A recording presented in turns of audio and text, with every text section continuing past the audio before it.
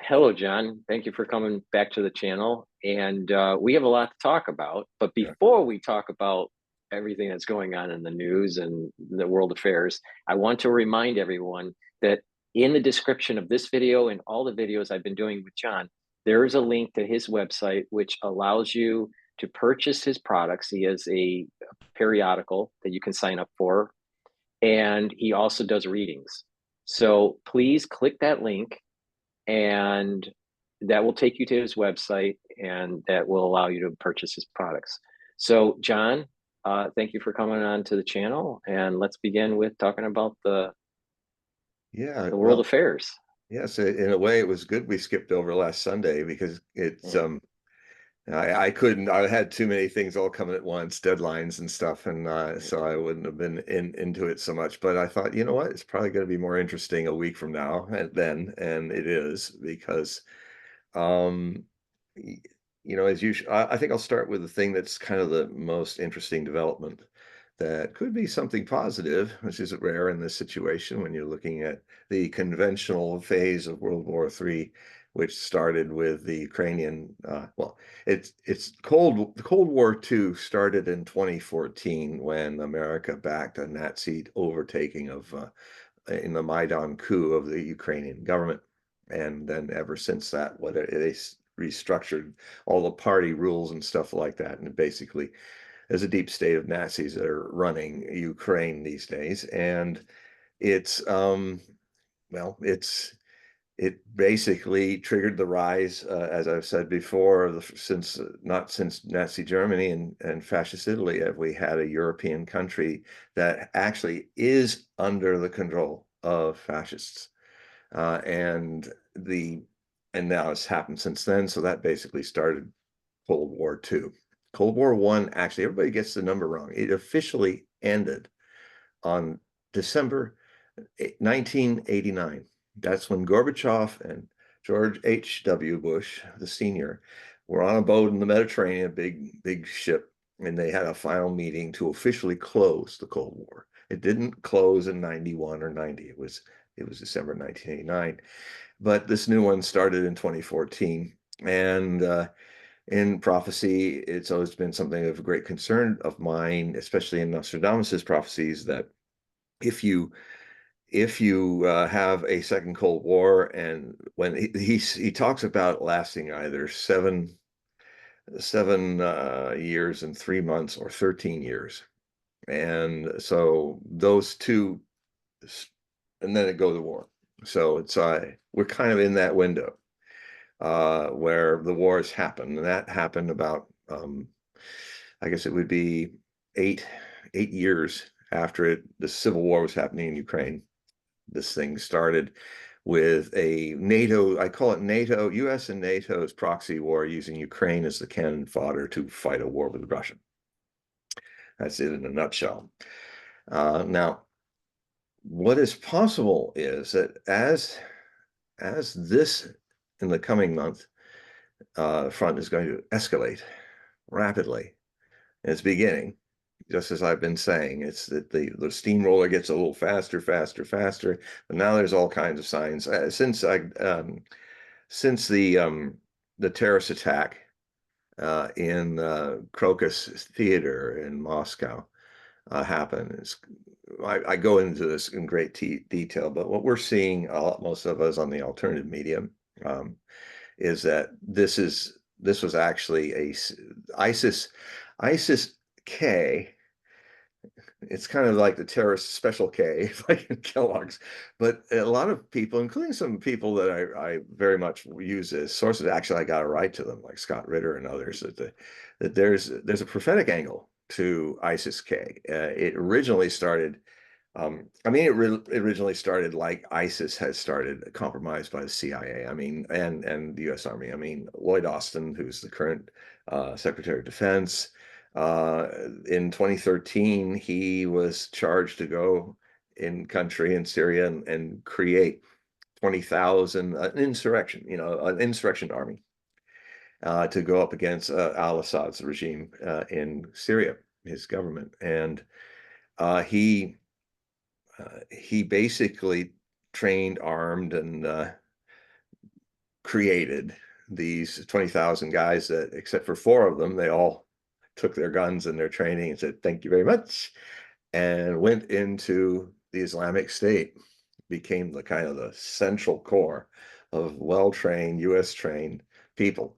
Now that group, when it finally, and then a lot of that breaking up, letting ISIS spread, was actually supported by the Israeli state and the United States. There were a lot of ISIS fighters that if they're wounded or they needed to escape from the Syrian army, they could cross over the border and Golan Heights, where the Israelis occupied it. The Israelis let them in. If they're wounded, they went to hospitals and got better. And if they were hungry, they got fed. And if they ran out of bullets, they got all the bullets they need and went back into the fight. So that was happening even when ISIS was big, when it was taking half of Syria and a quarter of Iraq in 2014, from June, especially at that point. That then created this whole backlash.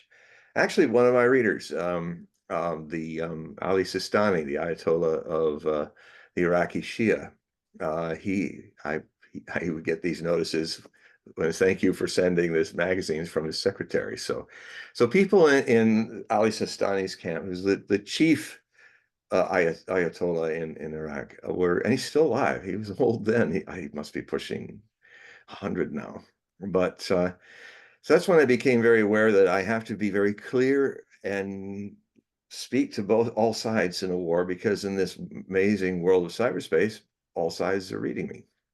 CIA, ISIS, Al Qaeda, Britain, all of it. So the problem then is that so Sistani rarely talks. He's a practitioner in the Islam of quietude. So it's that's the closest thing to being silent. He lets silence speak and being meditative. But he suddenly spoke to the whole Shia community when ISIS was taking 3 Iraqi divisions who just ran and left all their billions of dollars of US equipment and tanks and everything, and got rockets and all. Thank you very much. First you had Lloyd Austin, who's now head of the the Pentagon.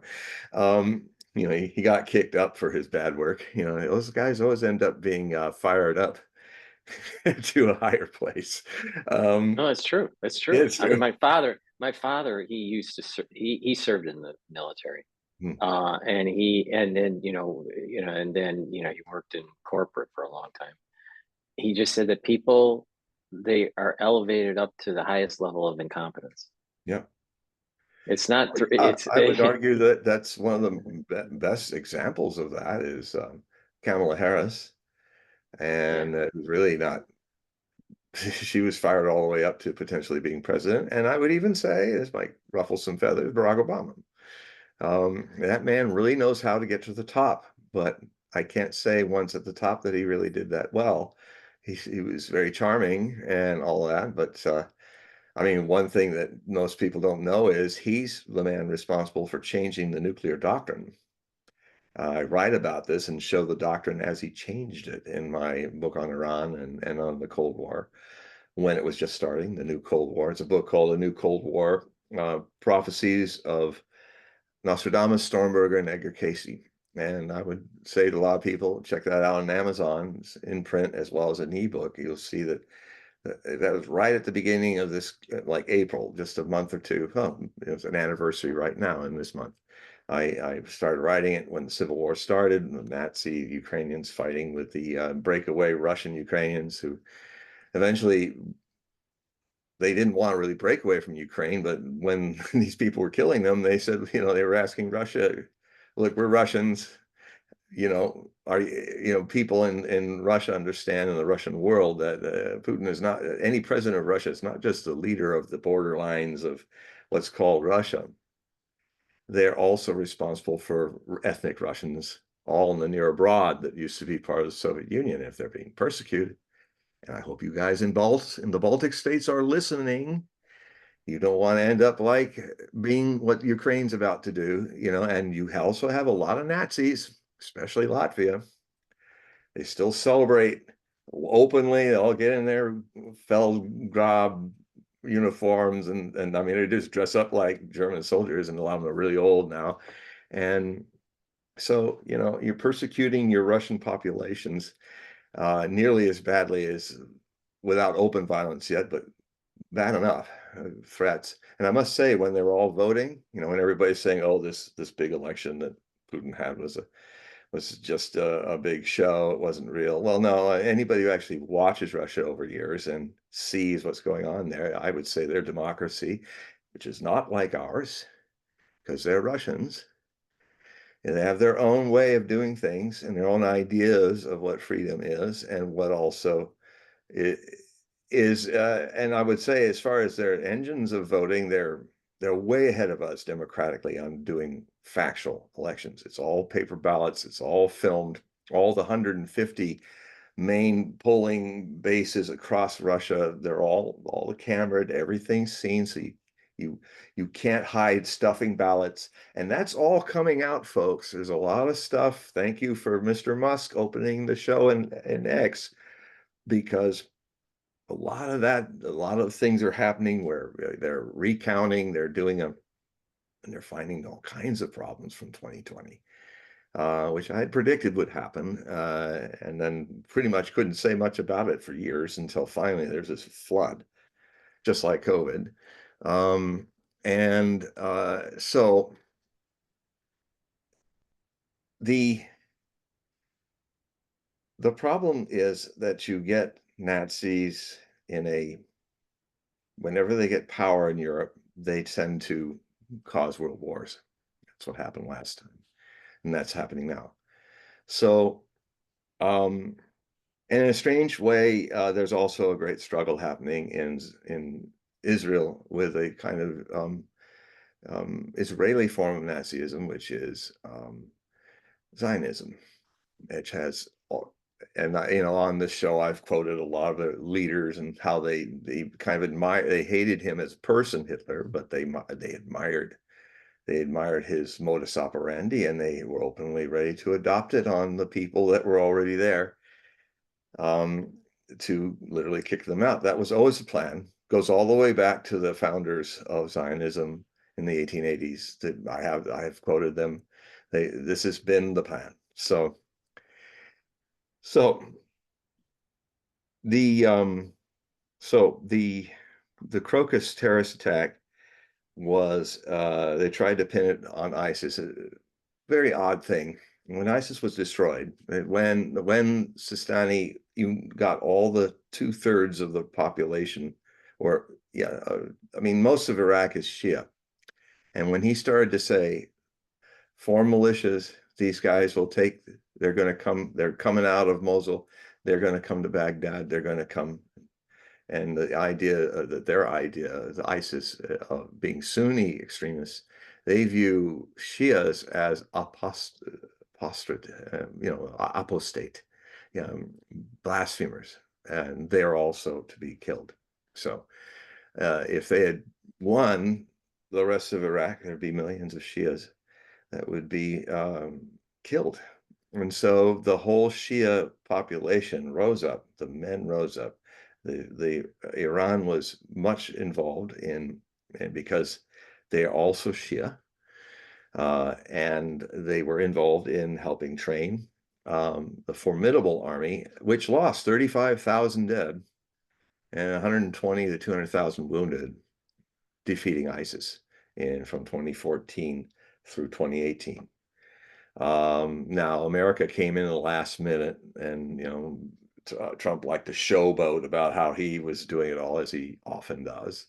It wasn't, there were only a few hundred Americans overseeing it on the ground. I think they only lost 3 or 4 in the war, but 17,000 Kurdistani Iraqis and Syrians, Kurds, did all the fighting in Al Raqqa and other places in northeastern Syria. But then what happened is, the United States stayed in country. They're illegally, since the end of that war, in country, and they are guarding the food. The breadbasket of Syria is under their control.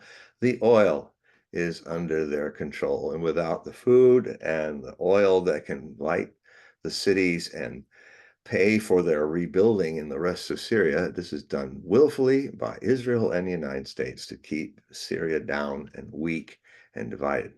And this is either it's like Jordan, they get very subservient, or they're taken down like Syria has been, or they've been taken down a few times by the Israelis and the Americans, but Hezbollah in southern Lebanon has become this motive force of resistance against that. And so Lebanon's kind of in a gray zone with that. But what happened then is the ISIS, the whole idea of ISIS, it's actually in their writings. ISIS always knew that this Islamic State they created with al-Baghdadi as their caliph was probably going to be martyred. And then what would happen is they expected they would arise in other places again and start the jihad again. So it's all because, for one thing, they know what ISIS-K means, which was what came after in Afghanistan. And the Islamic world knows. And some of the first of my sources happened to be in Idlib, who were reading me from Idlib. So they were Al-Qaeda people. So sympathetic to Al-Qaeda, at least in there, but they were the ones that made me aware of the Hadith, which is the book that was of Muhammad. It's not the Quran. It is the book of Muhammad's trying to interpret as a man what was channeled. And, but it was not him like being so much the prophet. He was just trying to answer questions. And one of the questions that was asked, this was towards the end of his life when the Hadith was created. It was actually a huge book, but it wasn't printed until 3 other centuries had passed. And there are scholars in Ankara, Turkey, that are, or Turkey, I think that's what they want to say. I'm glad they changed that, because they changed it because they're tired of being called a bird, a big dumb bird. So, if America's name was Dumbnut, and we in the land of Dumbnut, well, you want to go Diumnata or something like that, because you don't want to be called a bunch of dumb nuts, and the Turks don't like to be called a bunch of turkeys. So anyway, and it sounds right, Turkiye, because that's how they say it in Turkish, and why not? I've always been for people pronouncing names as the natives pronounce them, not Ukraine. It's Ukraina, not Russia. It's Russia. And so it's not France, it's France. It's France. So if you have a bone to contend with me about that, you Americans, we can talk about how you keep calling Iraqis and Iranis when it's Iran. It means in Persian, the land of the Aryans. They are the real Aryans, not the Germans. They're the pure blood. They're the real ancient Aryans. Iran means Aryan. It's an abbreviation. So Iraq, Iran. Well, where did Iran next time? So I constantly will, sometimes in some shows, especially shows that do that a lot, I'll just say, well, all us Americans, I'll just do that for a few weeks, calling everybody whenever you do America, you say, America, it's American. You'll get the point. But that will have to bring an awareness of other people, an awareness of the richness of all countries. And one of the problems is that any country that thinks it's exceptional is a psychosis in nationalism. When a country thinks that it has a higher law and a higher right and is higher race, then it tends to ignore rules of law. It does not have mutual respect for fellow human beings, because no, you're a special human being. So, if God tells you to go invade the Iraqis, like Mr. Bush Jr. did, well, that's because he's an exceptional president of an exceptional country. But you will find, and I've quoted it before, when even Obama was saying, we are the exceptional nation. And after he made that speech, I think it was somewhere in 2018 or earlier. Vladimir Putin, the Russian president, bought a page in the New York Times and wrote a little thing that is just very dangerous. No nation is more special than any other nation, including Russia. Just like, because if you do that, then you end up doing the idiotic things that we're doing in the Middle East and in Iraq and Iran and in Ukraine, where we're a special nation. So because we're special above the rest of the world, yeah, we can sacrifice Ukraine for our needs because we're special. We can do that. We're the rules-based order. We don't actually tell you what our rules are because we're constantly making them new as they appeal to us, you Americans. You a-hole Americans.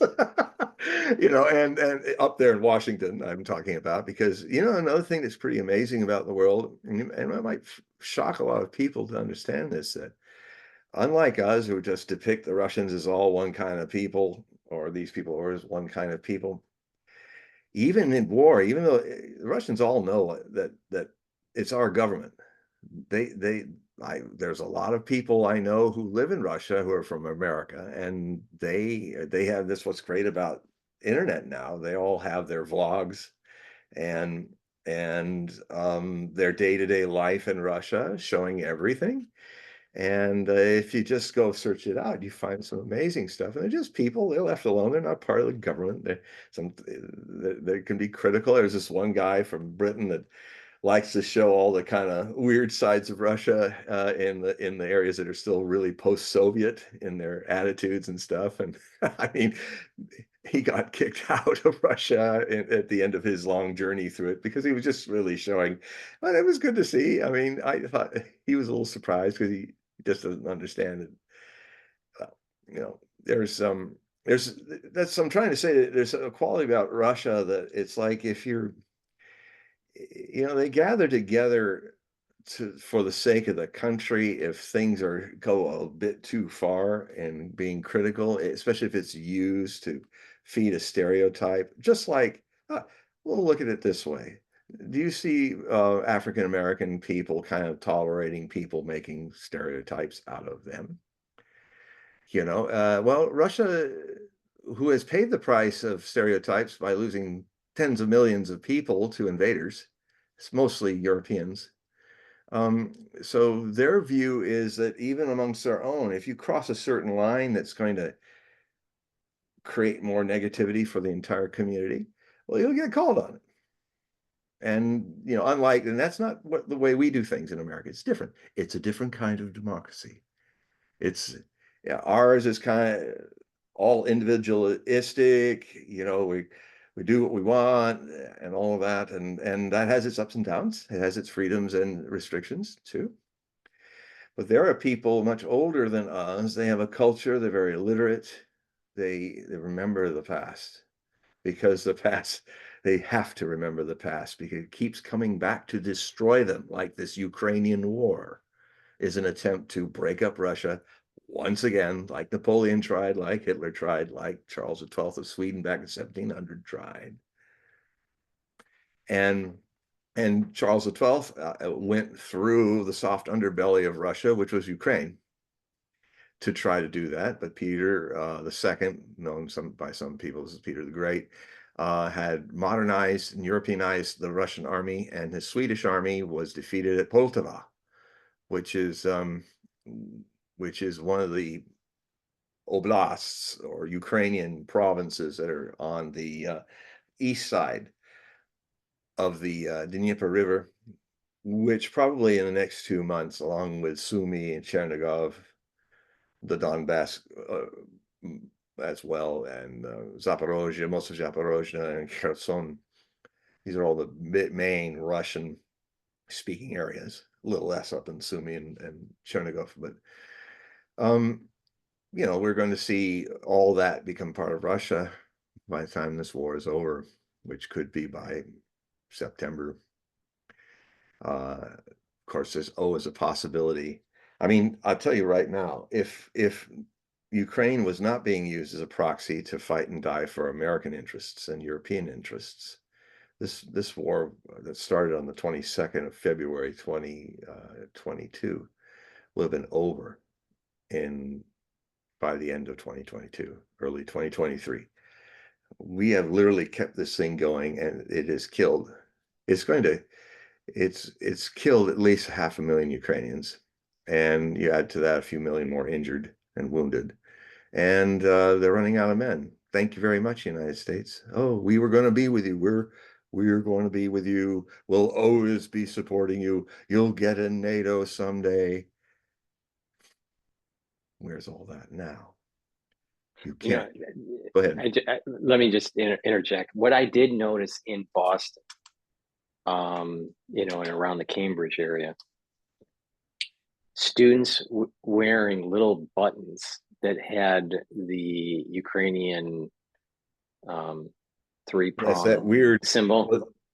You know, it's not Ukrainian. That's what, just I'll interject and let you go, but it's most people don't understand it. That's that interesting geometric thing that kind of looks like it's like this and a sword coming out of it. That's actually a Kazakh symbol, or it's of the Muslim. Really? Yeah, yeah, it's actually No kidding. yeah, Wow. it's like it's not it's the people that were the Muslims that had conquered the area before Katharina the Great took all of that area for Novi Russia. Um, and yeah, it's not actually, its origin is not Ukrainian or I didn't know Viking, that. not even a Viking rune or anything like that. They love all the Nazi Viking runes since these guys took power, but that it's very beautiful, a little bit yang, but warrior stuff. But When the war started, you know, you would see the all these Turkic symbol. students. Yeah, you would have all these. You would have all these students having these pins on their backpack, and Where are it they was now? so. It was, yeah, well, yeah, right, exactly. And we But you had know, the flags thing. in this town. We had flags, Ukrainian flags all over the place. They almost outnumbered the transgender flags. It was, now you know, I live in a very deep blue part of Whidbey Island, and which has a red north and a blue south. So we have both worlds here. I'm neither.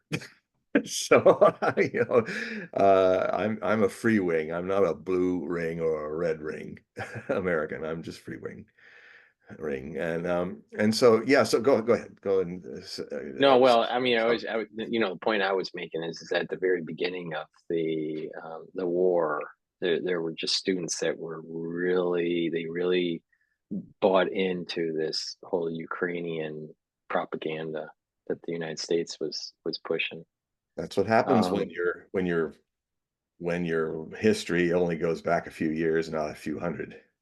mhm, The mhm. myopia of the United States is it's endemic in our own democracy. Now, the Russians remember their sufferings and they try to improve things and their state in their way for Russia, which is not just Russian Slavs, it's 190 different ethnic groups. You know, the whole Russian Federation is made of separate republics, autonomous republics, the Bashiri, the Turkic, Kazan, most famously the Chechens. When Putin first came into power after Yeltsin uh, resigned and gave him that, and then he won his first election. It's a story of how some of the things that you see here now, like if I told you that the future, which I really feel eventually the future of Israel is going to be a return to Palestine with two ethnic groups living there with equal rights and equal protections under the law. And that is the destiny. As wow, crazy as that might sound, even to me, I've seen too often, even another apartheid country, which I grew up with, apartheid in South Africa. I I became aware of the whole issue of racism on a national level in the early 60s when I saw the famous massacre of Mandela's ANC people all demonstrating peacefully, and the white cops came out and mowed them down. And that's the first time I actually saw as a kid dead people, dead black people. And I thought, wow, what's this? And then, as usual, in my very tender age, after the Cuban Missile Crisis kind of opened my eyes in an adult way, where I wanted to know what was how the world ticked because it almost busted itself and broke down, and I almost carried me and my brother and my life and my family, with it. And so I was really shocked as a kid. So I started inquiring. Anyway, as I followed the trajectory of it getting worse and worse in apartheid South Africa, I also noticed that it became a pariah just as Israel is becoming a pariah, in a very similar way, because Israel is apartheid, and a step worse is committing mass genocide. And now the world is not happy with it. Israel has lost all its friends. And we're going to get to some things a little later that might show that they might be getting it, that the jig is up. They got to stop doing this, but maybe not. Anyway, a little later, I'll talk about that, but in this talk. But when I saw how things were just getting worse and worse in the 70s in South Africa, I thought, South Africa's doomed. They're just going to kill each other. I couldn't see how could this ever change. It was so intractable. So from the genetic racial side on both sides, uh, it was like, and how does it end? Well, it did end. And guess who ended it? The white supremacists. They finally, I mean, a catalyst was very helpful that Nelson Mandela was freed. So they were suffering economically. For a long time, Israel was their number one ally when everyone else was banishing South Africa from the Olympics, from economy of the world. I mean, it was Israel that even though they had to officially join everybody else in word only, they still secretly supplied armed, uniformed, and gave the APC armored personal carriers that the police ran around with. Those are all Israeli made. Is the South African army and its military police were clothed, armed, and drove around Israeli gear. And it's also, South Africa was the place where Israelis were able to test their atomic bombs. That's a whole other story but it's all got data there. There was an ocean blast off the coast of South Africa. It was an ocean shot, and there was in the Kalahari Desert, Israelis were letting off aerial nuclear explosions long after the anti-testing treaty was going. This would be in the 60s, especially towards the late 60s, when they fired up their own hydrogen bombs. And so there's a karmic connection to America, South Africa, and Israel that is quite interesting in this regard. But first, the thing that when finally it was de Klerk, the head president who's had great influence, he finally started to say, we can't sustain this anymore. We can't sustain, and it's tiring, it's wearying us. And unlike a lot of Israeli Jews, they don't have dual citizens to bug out like most of the population may do if things get to a certain point. If the economy of Israel completely tanks, which is really in trouble right now. Nobody's talking about it, but the Yemenis are winning this war by blocking the shipping. And, it's showing the weakness of Israel being a small country of 7 million people in a sea of 441 million Arabs and an extra 18 million Iranians. And let's not forget the 20, 30 million Turks, who the people really, really hit Erdogan's local elections. He was told by the people in the streets of Turkey that they want him not to placate what's going on in Jerusalem right now. And so anyway, what finally happened is weariness of the white South Africans. And they had a help. They had Mandela, and the ANC was actually they also understood, look, we all got to live together. So we got to find a way to live and let live. Let the past go.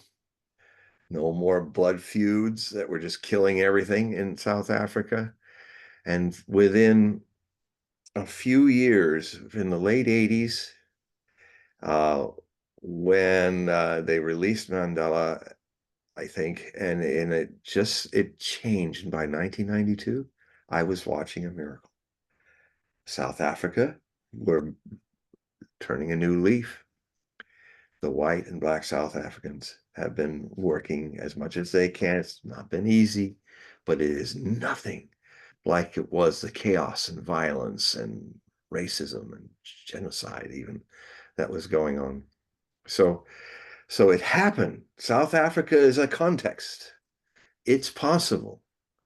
I mean, who would have imagined Nazi Germany in the middle of World War II would end up being a peaceful country again, rather than a country that has to be not only just utterly destroyed, but the Morgenthau Plan was even seriously considered to deindustrialize Germany into an agrarian society, so these madcap Germans don't start another war.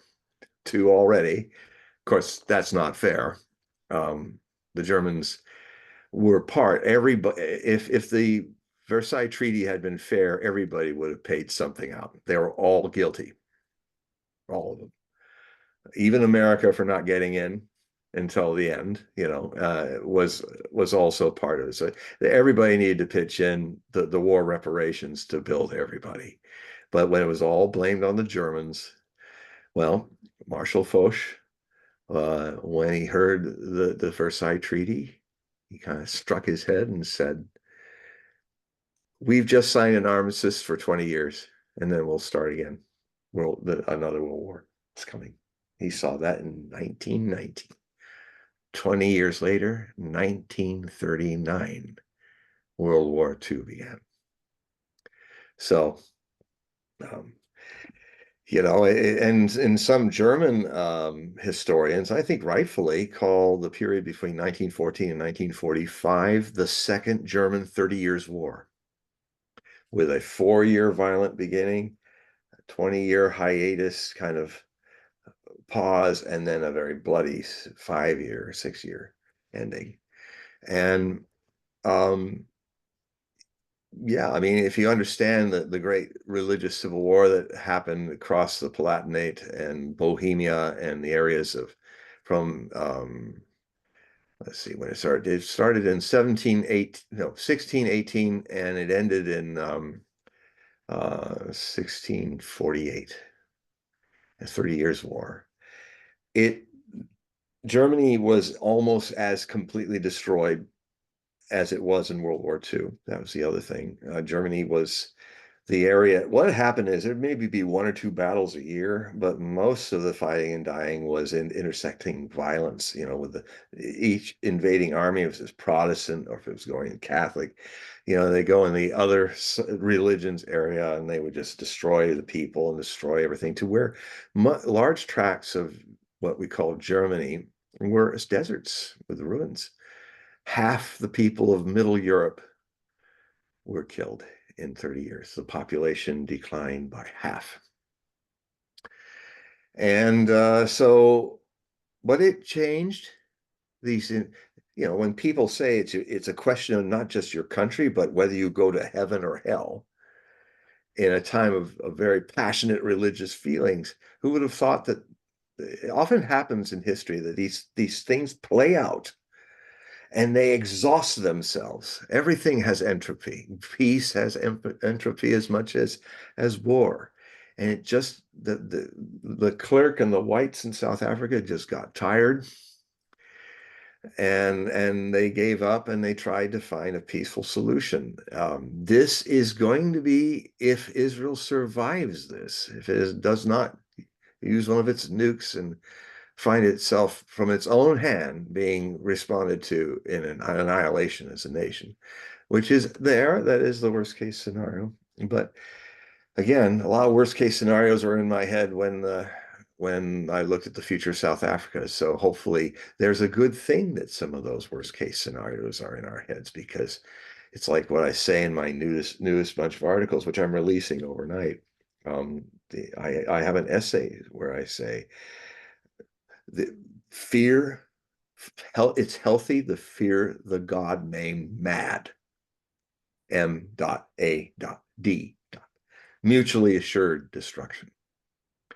It's like, and I talk about there's a positive side to being afraid. Afraid is not a weakness if it sharpens your whole being to either stand and fight or run from danger. It's if you're not going to stand and fight a tiger running, you're going to run. you know you're going to teach your children not to be afraid of the flame and not stick your hand to play with the nice pretty light, or they get their burnt hand. Fear has its role in this world too.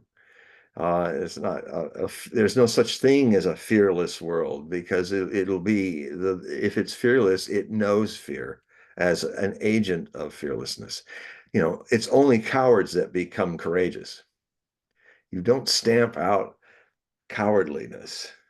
If you do, you're going to stamp out courage. You know, you you don't live just for hope and deny hopelessness. In fact, when people say, "Have you have any hope for us?" And I say, none, none at all. Therefore, I have no hopelessness either, because of the same. I'm in a different place. I'm neither hopeful or hopeless. Then where are you? Free of that. That's another way of being. So the as these now that we're in it, and as a medium in my reading work and stuff, I did not even have the language to respond to it, because we weren't in it like we are now. I kept it quiet, because I thought, if there will be a knowing by being so close to the abyss, then my language will change. I'll be starting to talk about what is good about the abyss, what is good about the terror. It's like, stop putting your hand in fire. Be afraid of the fire. Don't do mad. Mutually assured destruction.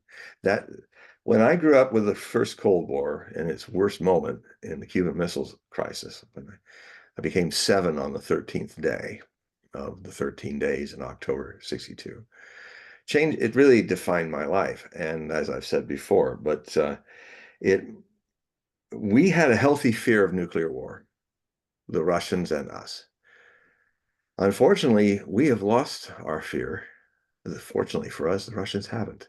They don't forget the past, because the past does not let them forget, because some things that have happened in the past are too terrible to forget, because you might go to sleep and let the idiot NATO people just walk all over you, like Charles the 12th, Hitler, Napoleon.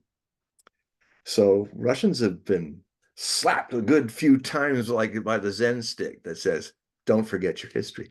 Don't live in the past. That's psychotic. That's the past is gone, but the past lessons are context, and because it keeps rhyming and repeating itself in new forms. Now, Americans just, one of the beautiful things about America is it's a baby country, so it's got some maturing to do, but it's also beautiful because it's an innocent country. You know, it but it's become a very powerful country without having suffered the Russian Revolution or Operation Barbarossa of Adolf Hitler killing 27.5 million Russians in 3 years. It has not had it's LA and San Francisco bombed like Hiroshima and Nagasaki by nuclear weapons, when the country was already losing and had none.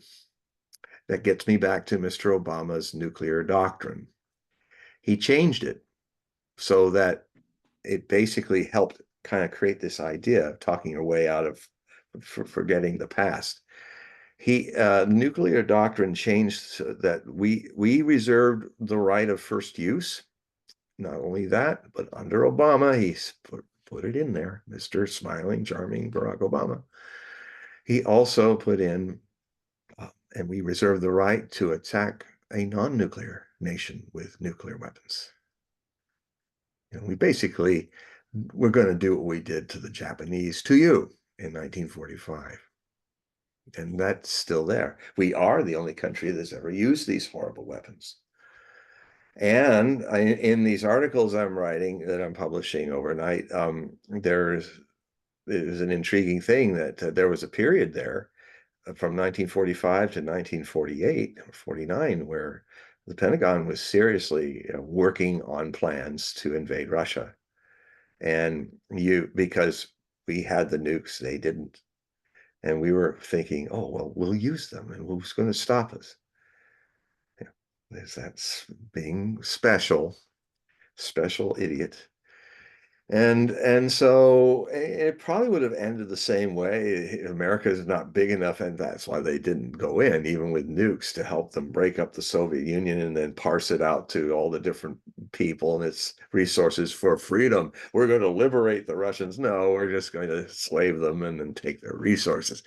Like we liberated the Shawnee or Pawnee or the Sioux or another, name your 500 nations of North America.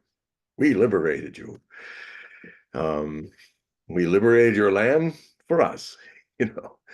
Well, we gave you reservations.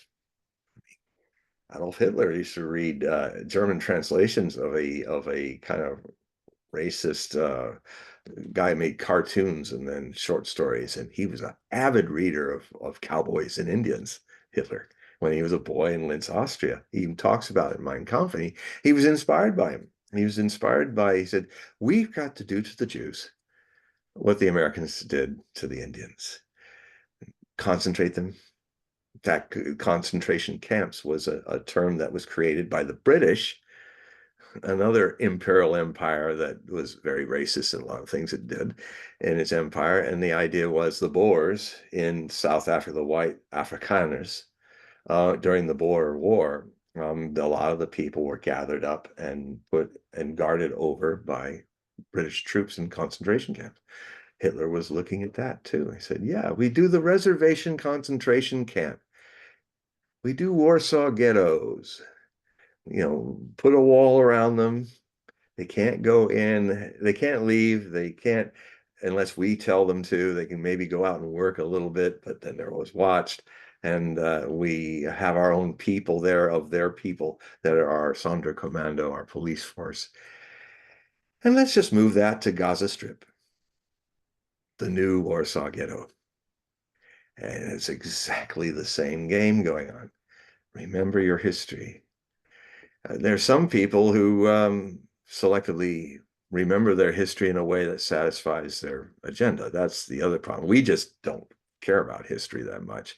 But what's also dangerous is when history becomes a kind of myth that is not true.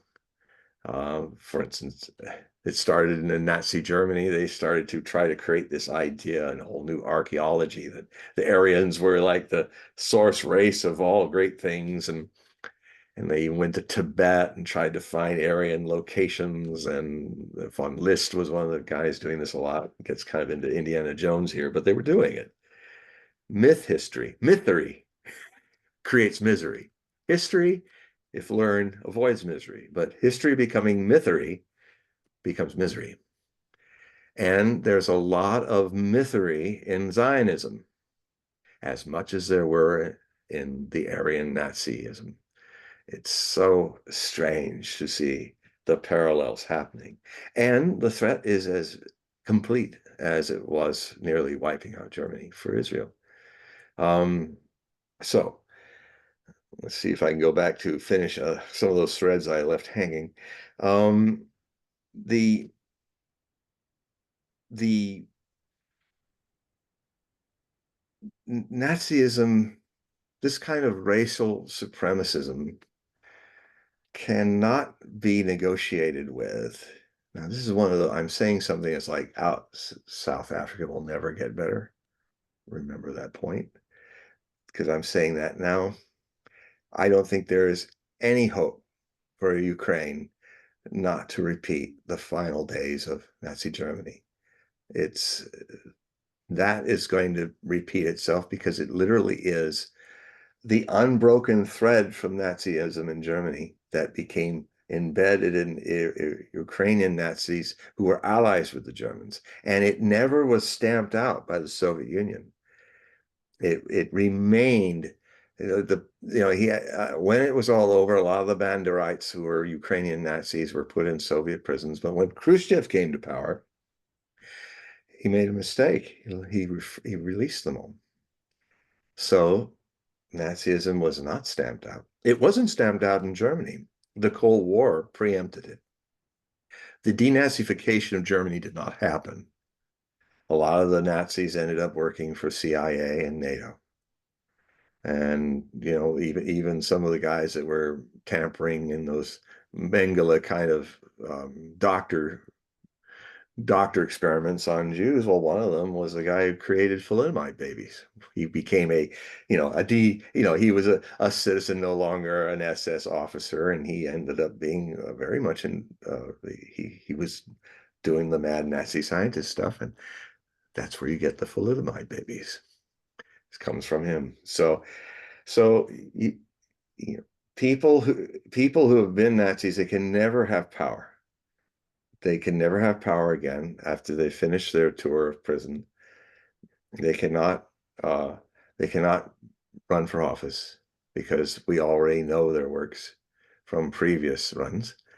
And so, it's just a reality that some things you just can't be in power again. And we hope that you live your life, and when you die out, your Nazism dies with you.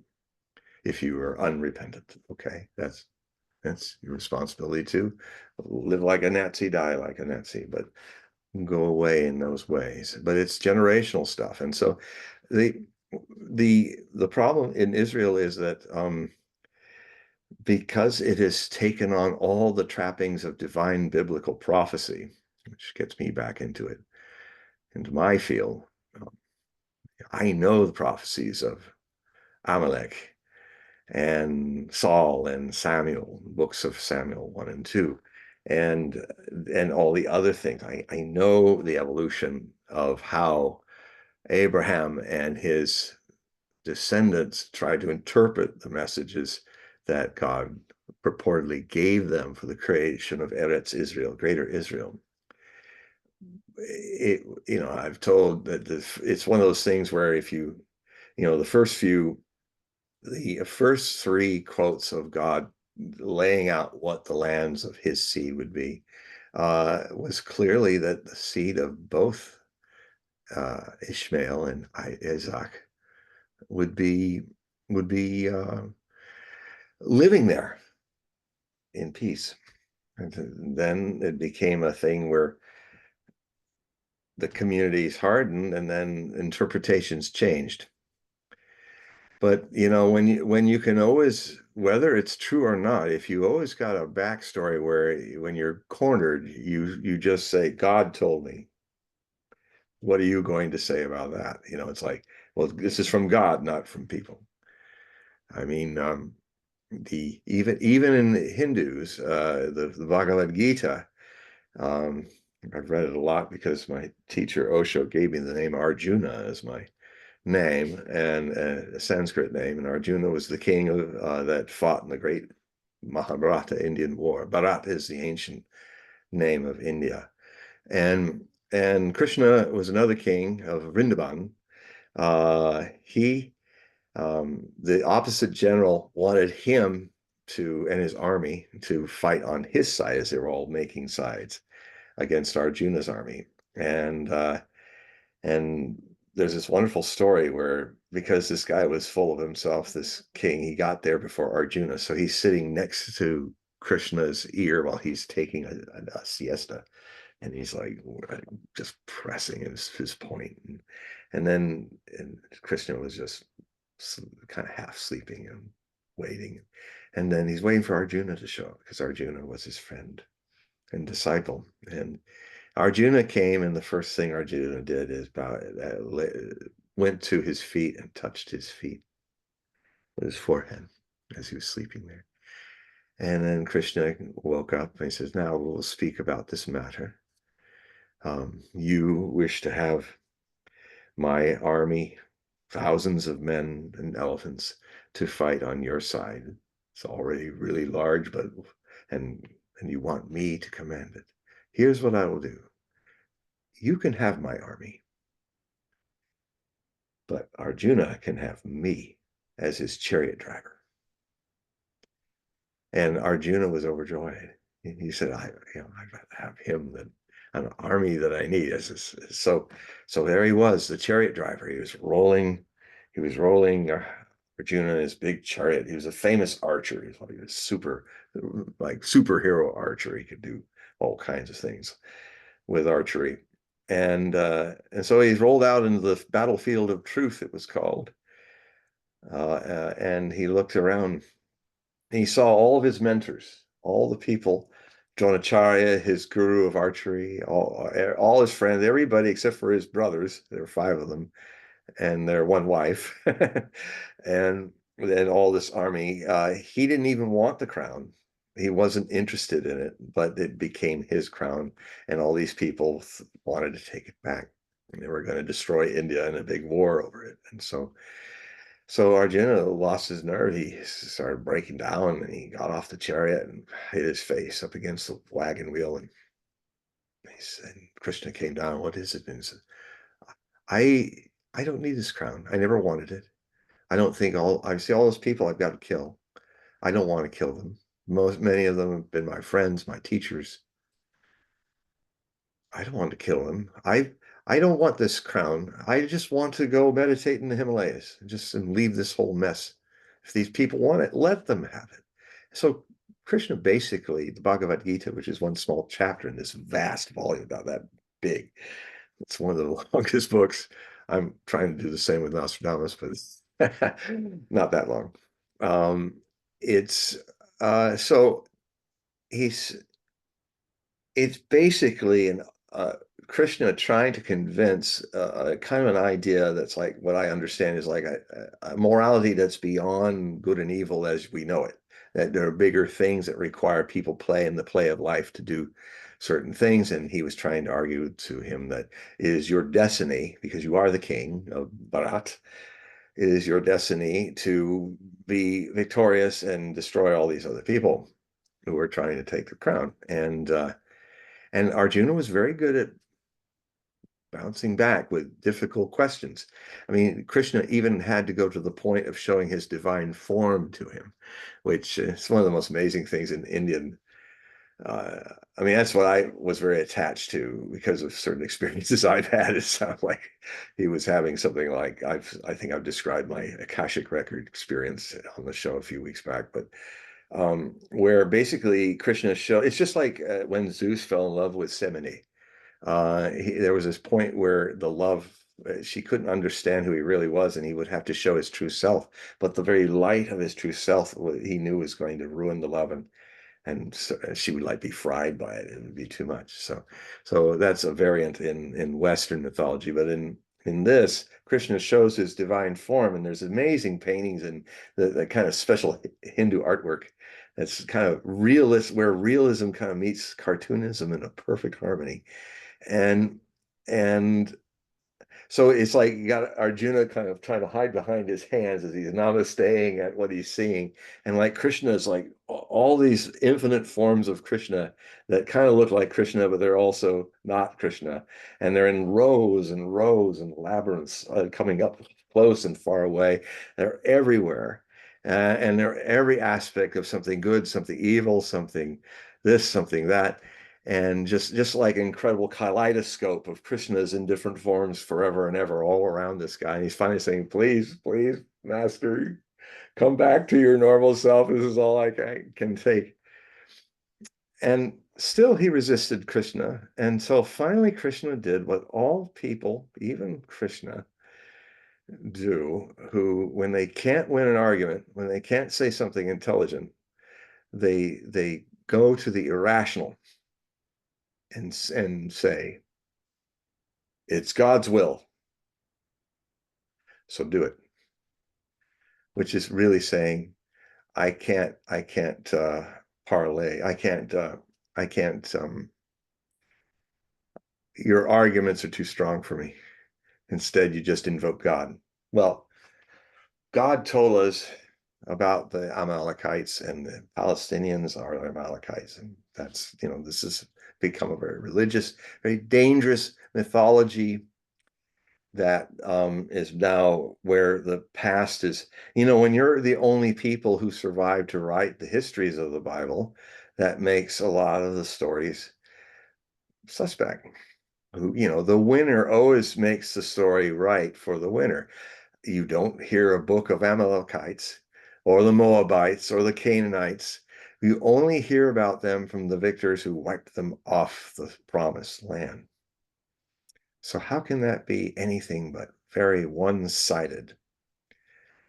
And so that one-sidedness of taking the past and turning it into a mythology is just really bringing Israel to, unfortunately, by kind of setting themselves up. It goes both ways. It's also in the mythology that, there were times in the past, Jeremiah, when he was trying, repent, walking down naked down Jerusalem, repent, repent, was before the Babylonians came and conquered the two kingdoms of Judah and Israel. And then the survivors were cast into Babylon in the Babylonian captivity, and the kingdom was utterly destroyed. So even in the historical evidence, Israel has had its 30 years war. It's Nazi German 30 years war. It has also been utterly destroyed. And it's always, even in the Bible, it's when they've lost their way, when they've mythologized righteousness to be something else, when they have lost their way and God now must smote them hard. I'm not supporting or refuting that kind of view, but it's a view there. And a lot of my Kabbalist contacts are saying that they're setting themselves up. The Torah Jews are saying this all the time. Even the Torah Jews living in Israel. Hey, this Israel, it's Jeremiah time. Repent. You're going astray, and God's going to give you one big spanking. And so pride, is a powerful word in the Bible. It can be used in many dimensions, but pride, the pride of racial supremacy, of being the chosen people of Abraham's seed. I mean, the Palestinians, who are also of Abraham's seed, are not. God chose us to take back our lands, even though the Palestine was there. This can only lead in either, hopefully, in an exhaustion of the strain of being under siege, which happened in South Africa, or it leads to the utter devastation of the 30 Years' War, of Nazi Germany, of being repeated in the small little nation of Israel, with all the people cast into a second diaspora out of the area. That's all really real possibilities.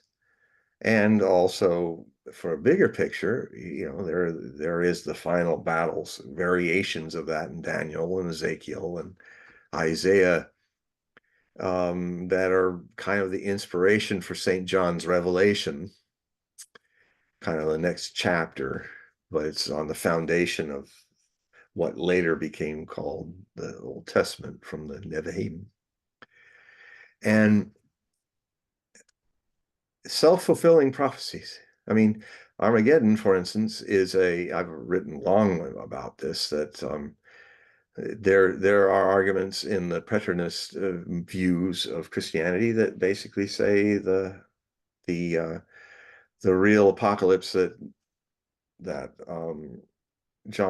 St. John and Patmos Island was really going after was the burning of Jerusalem, as marking the end of the age of the Old Testament and the beginning of the New Testament, marked by the catastrophic apocalypse of Rome destroying utterly Jerusalem, which happened in 69, 70 AD, about over 30 years after Jesus was crucified.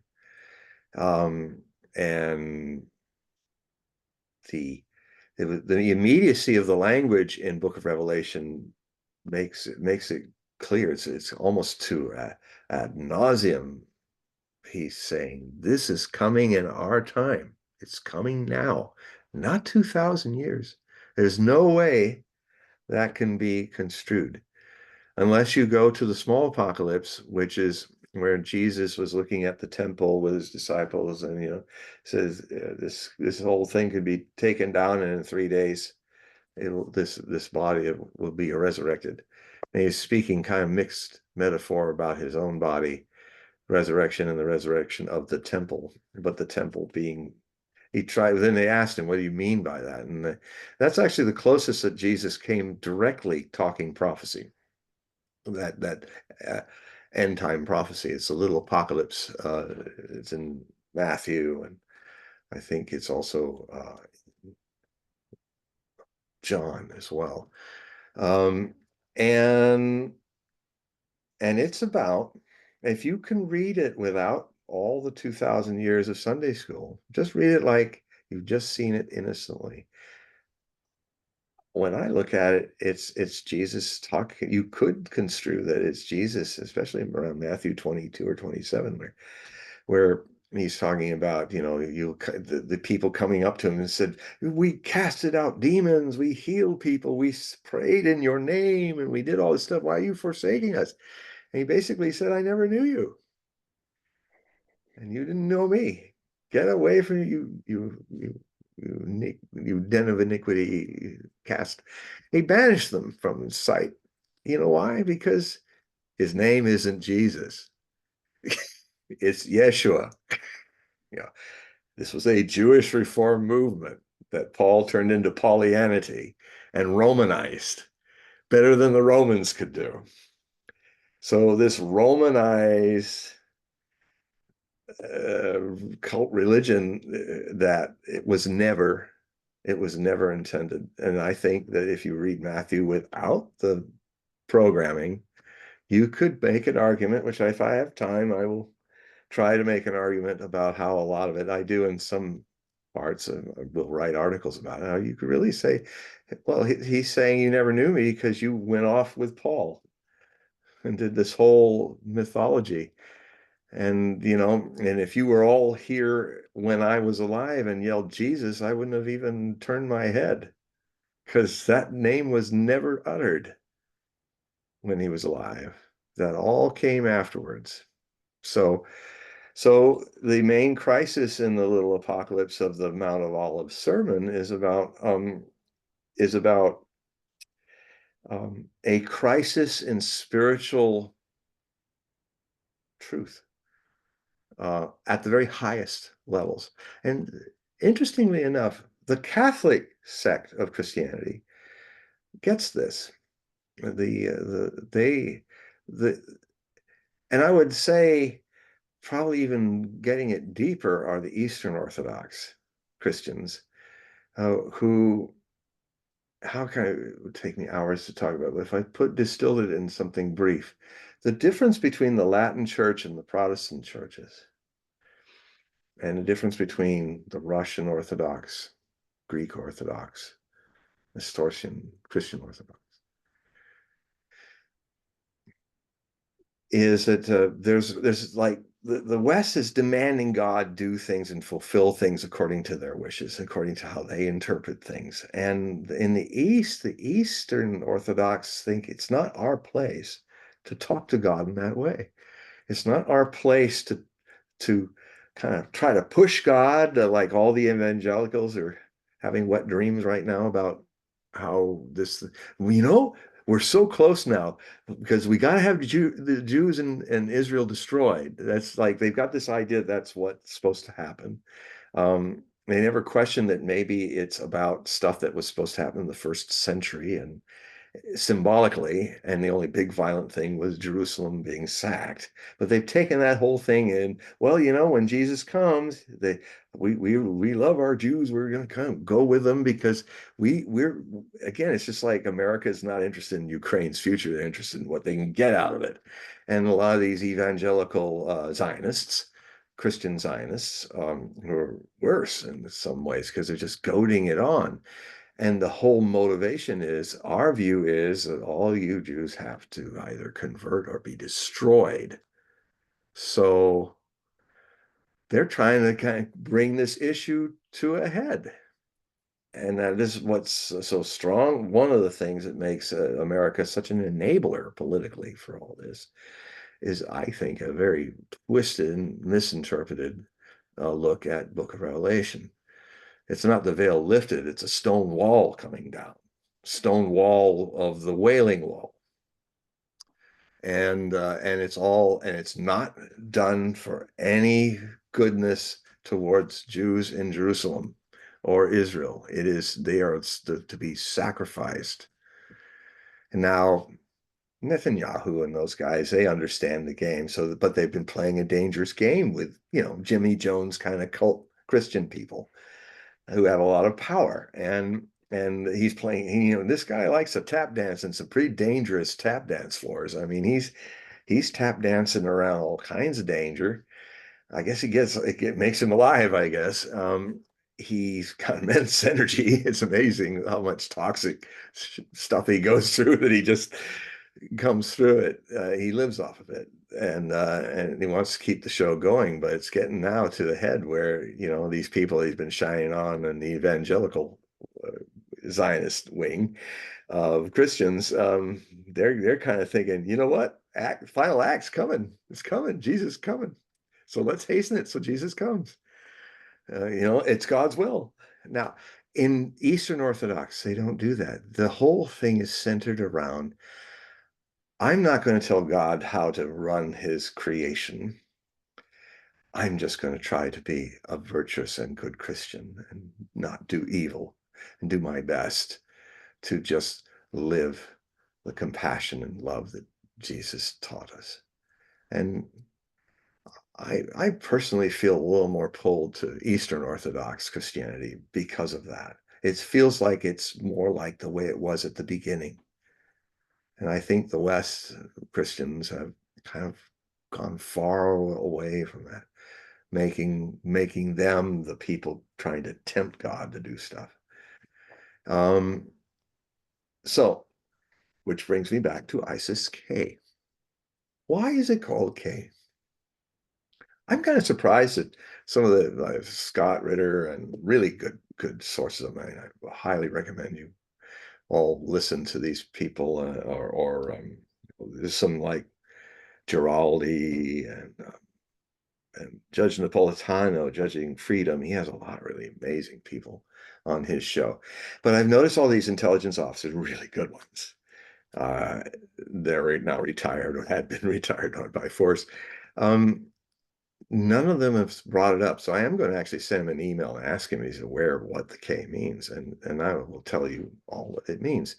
Now we're entering into the apocalyptic prophecies of Islam, which people in the West almost do not know anything about.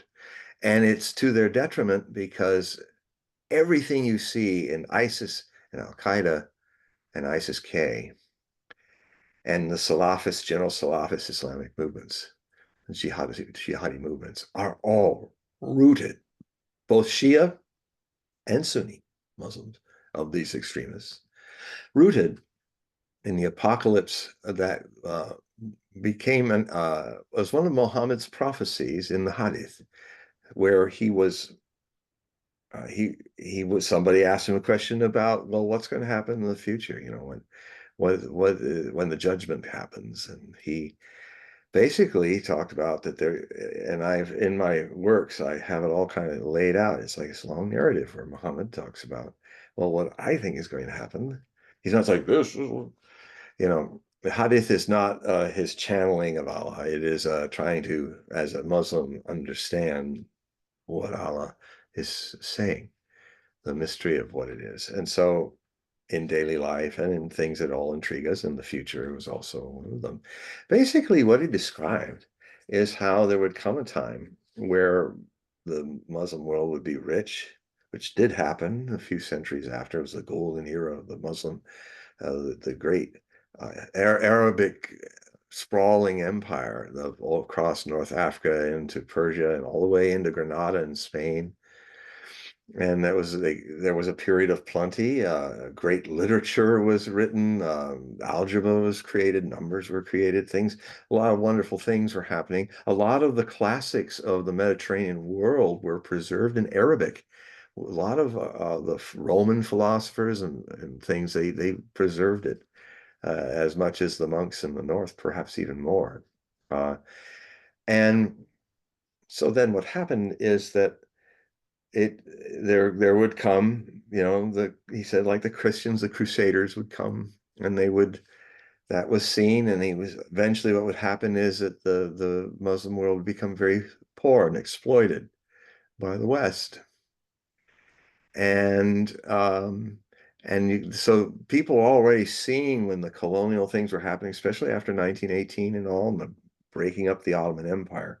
It was already beginning. People were starting to notice, this is kind of the preliminaries to the final judgment as we see it. And then finally what happens is that you would know when the final great jihad was happening. He said that in the jihad, the ummah, the community of believers, which now is pushing 2 billion, it's almost 2 billion now in the world. These believers would, he said, half of them would survive it as victorious. The more blessed half would be shaheed, martyrs, and then the other third was destroyed as the unbelievers of the Muslim faith that lost their way. And it depends on which extremist end time side you take, who's wrong. If it's the Shia, it's the Sunni. If it's the Sunni, it's the Shia or the apostates. And so in this kind of extreme end time thinking. And so they have the problem in Islam too. But the key is Muhammad said that these fighters would come sheathed in black, and you would know them by their black flags. A sea of black flags and men in black turbans, and they would come out of far off Khorasan. Khorasan is the ancient name of Eastern Afghanistan. You wonder why Al-Qaeda had 80,000 people being trained to be terrorists and wearing black. They were following this prophecy. They thought, well, it's about us. And then when ISIS did this whole thing in Syria and in Iraq, making an Islamic State, which they knew would be destroyed because it was, they're all trying, this is all part of coming home. So they come home, they're all martyrs. They believe they all went to seventh heaven and everything's fine with them in this process. And it would continue, and the resistance would continue because they were not the people in Khorasan. Otherwise, they would have built the Islamic State in Khorasan. That was born from there because out of Al-Qaeda came ISIS. It's a more evil descendant. So what then happens is this huge wave, the great sea of Khorasani jihad would come across. It's a lot like Dune in a way, it's like the Fremen, and it has a similar, as I'm sure I can tell that Herbert read Islamic prophecies. And so they go all the way to Jerusalem. You ever wonder where you're hearing this name all the time called Al-Quds? It's a Persians use it, Sunnis use it. It's the name in Arabic and Persian, Farsi, for Jerusalem, Al-Quds. And that's where Muhammad launched off into paradise on his horse, so they say, on the mount that once had the temple of Hebrews. It was destroyed in the Roman destruction of Jerusalem. And a lot of people want to actually rebuild that. In fact, there was even some, again, rumors of people wanting to blow up Al-Aqsa Mosque before Eid ends. That comes up every Eid, but hopefully it will not happen, because that will definitely start a war across the Muslim world against Israel. Now you're talking about 2 billion people with a B against 7 million Jews. So it's like begging for the impossible, to happen. So that's we're actually, another thing, there's a lot of talk going on. Paul and I were talking about it before the show started is this whole issue about if you're going to build the temple, you have to all the red heifers, which is a very special species of red oxen cows, that are used only for sacrifice. And there's even from my contacts in Kabbalism, which are not really a part of this, they're an older part of Judaism than this stuff, which is post-Babylonian. It's more this whole idea of it's actually very Persian, this idea of the final struggle and all that. I mean, it's and I've even had Jewish scholars just when I first wrote my first book 52 books ago, and they said, hey, are you aware about this? And so early on I was being helped to know this, that what a lot of us call Jewish religious Judaistic ideas are really Persian influenced since Babylon captivity with Daniel. But before that's the Kabbalah. And it is, if you want to go back to the source of Judaism, it's the Kabbalah. And so the Kabbalah people are looking at this as a misinterpretation. It's going to lead to the destruction of Israel. And but before we get back into that, the red heifers is you can't just build the temple. You have to have red heifers that have pure red eyelashes that are truly red, not a spot of white on them. And it looks like they've been breeding some. I've been watching this thing for 20 years, and I'm thinking, wow, they're getting close.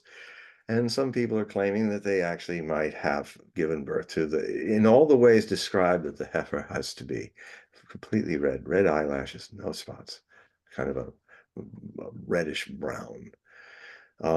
And so now it's talked about between Passover and Rosh Hashanah, that maybe in the next few months. I don't think anybody's going to do, the sacrifice happens on a new moon, but I don't think doing it on this new moon that's about to hit tomorrow, it would be a good idea. Another new moon, maybe in October, would be better. But in this year, a great milestone is potentially going to happen where a red heifer is going to be sacrificed. It hasn't happened since 70 AD. And so now there's a whole other view. The Kabbalists have this view that the third temple is not supposed to be built. It's inside your heart. There's a similar thread we talked about in other shows, that even Christianity has that thread, that the third age, which the age is the Holy Spirit, which starts maybe in 2033 with the crucifixion, resurrection, claim of Christ, is the end of middlemen preaching to us that God then has a direct connection with every human being. So there's no need to make special temples and all that. You are the temple.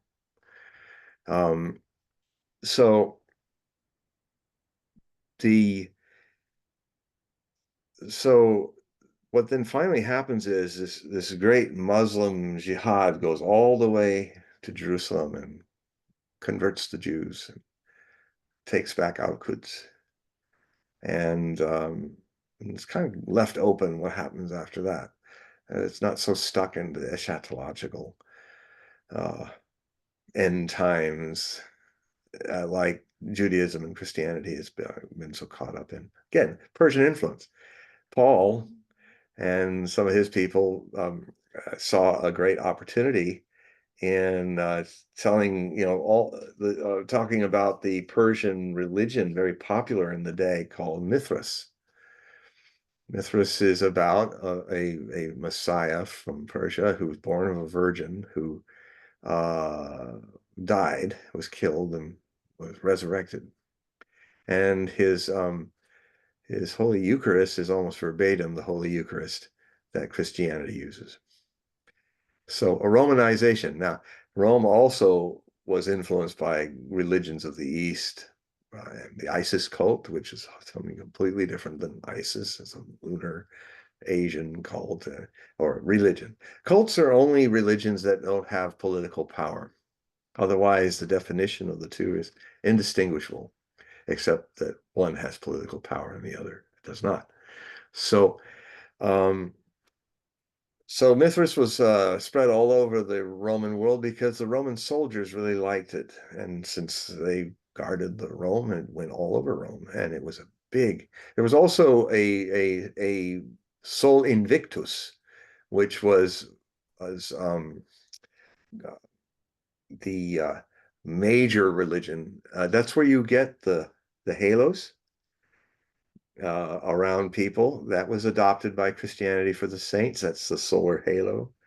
There was a one god named Sol Invictus, Sun Vic, the great, the one God, as one God religion. It was very much like Christianity for pagans, and Constantinople is named after. Who was the famous guy that created Constantinople? I can't remember his name at the moment. Constantine. Constantine. Constantine. Right. Yeah, Constantine was a worshiper of Sol Invictus. And so he didn't see a problem making a political deal with the Christians in his civil war. He said, look, I'll end this pariah edict that's happened since for 1,000 years or so, or 300 years. So if you side with me, then I will establish Christianity as because it's so much like Sol Invictus. I'll make this arrangement and we'll be all right. And it's all it's like Sol. So anyway, he did that, and actually he believed that the Book of Revelation was foreseeing him. And I mean, he makes a pretty good argument about it. That's why one should always kind of be humbled by how easily somebody can interpret it another way. And his whole Council of Nicaea was to organize Christianity and decide which books were right and which books were wrong. And he oversaw that, and he really thought, well, I'm the person that brought Sol Invictus and Christianity together.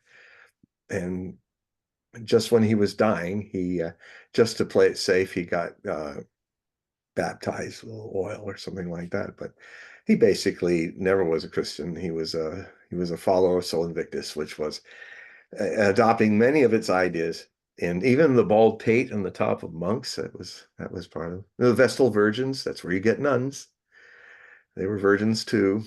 And all of these pagan ideas, including Christmas and Easter and all that, were all come from Rome and its interest in Eastern religions, which ultimately Christianity was the newest one from the East and the one that finally was the most popular. So ISIS-K has tried to repeat what Al-Qaeda tried to do. It is now based itself in the place where the great jihad is supposed to come in the end times. That is why they're in Afghanistan, in the same mountain areas that Al-Qaeda and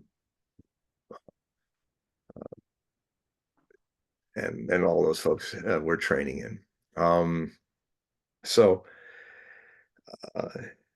it is important to know that, but what's also important to know that is that what's ever left of ISIS is a prostitute to the CIA. The surviving remnants of them are all around the base Al-Tanf in East Syria, where Americans have a large base, and they're trying to reconstitute them as a form of a tool of the CIA to keep chaos and disorder in the Muslim world. And I have seen a number of ISIS survivors are in the Ukrainian armed forces. They are clearly speaking Arabic. They have the ISIS flag and a patch. There are hundreds of them there getting their war training in the fight as mercenaries, as CIA supported. And so when you hear, oh, only hours after that theater was blown up and people were shot by those 4 Tajik men. By the way, the CIA uses Tajik men a lot in a lot of their fights around the surrounding near abroad of the former Soviet states to kick up trouble in those areas. The Tajiks are often used because they're so poor that they, well, if they're ISIS, they would have never blurred their faces, showing their faces. What would have happened is they would show them, yeah, here he is, every inch of him, this person, and he's dead now because he's a martyr. ISIS never escapes a massacre they create. They would have stayed there and fought the police until they would have had bombs on their bodies. They would have thrown themselves at people with when they ran out of bullets, they'd pull the pin and blow themselves up. That's how ISIS works. These guys didn't do that. They're, as Scott Ritter will call it, he says, if you ever work in intelligence agencies and stuff like that, just see where they call home and where they try to get back after the incident. Where were these guys, 4 guys, going? To Ukraine, to Bryansk. They were trying to get across the border in Bryansk. So there's a lot of, and when you realize there were like 12 CIA bases built after 2014, how do I know? New York Times did a whole huge expose about this last month, and which I thought, well, that's kind of interesting that they're laying all that much of the cat out of the bag. What does that mean? The jig's up and you want to take credit because it's all going down. A lot of those bases were destroyed by the Russians. And so so, so when they suddenly, I mean, why would the Americans know within hours who did it? And why are these the same American guys saying a few weeks before to Americans living in Russia, oh, don't go to big venues or theaters or anything like that? Right. And there's going to be something big, and it's going to be a terrorist attack. And then when it happens, they're immediately chirping about, ISIS. It's not the Ukrainians. That got exposed completely. Yes, it was.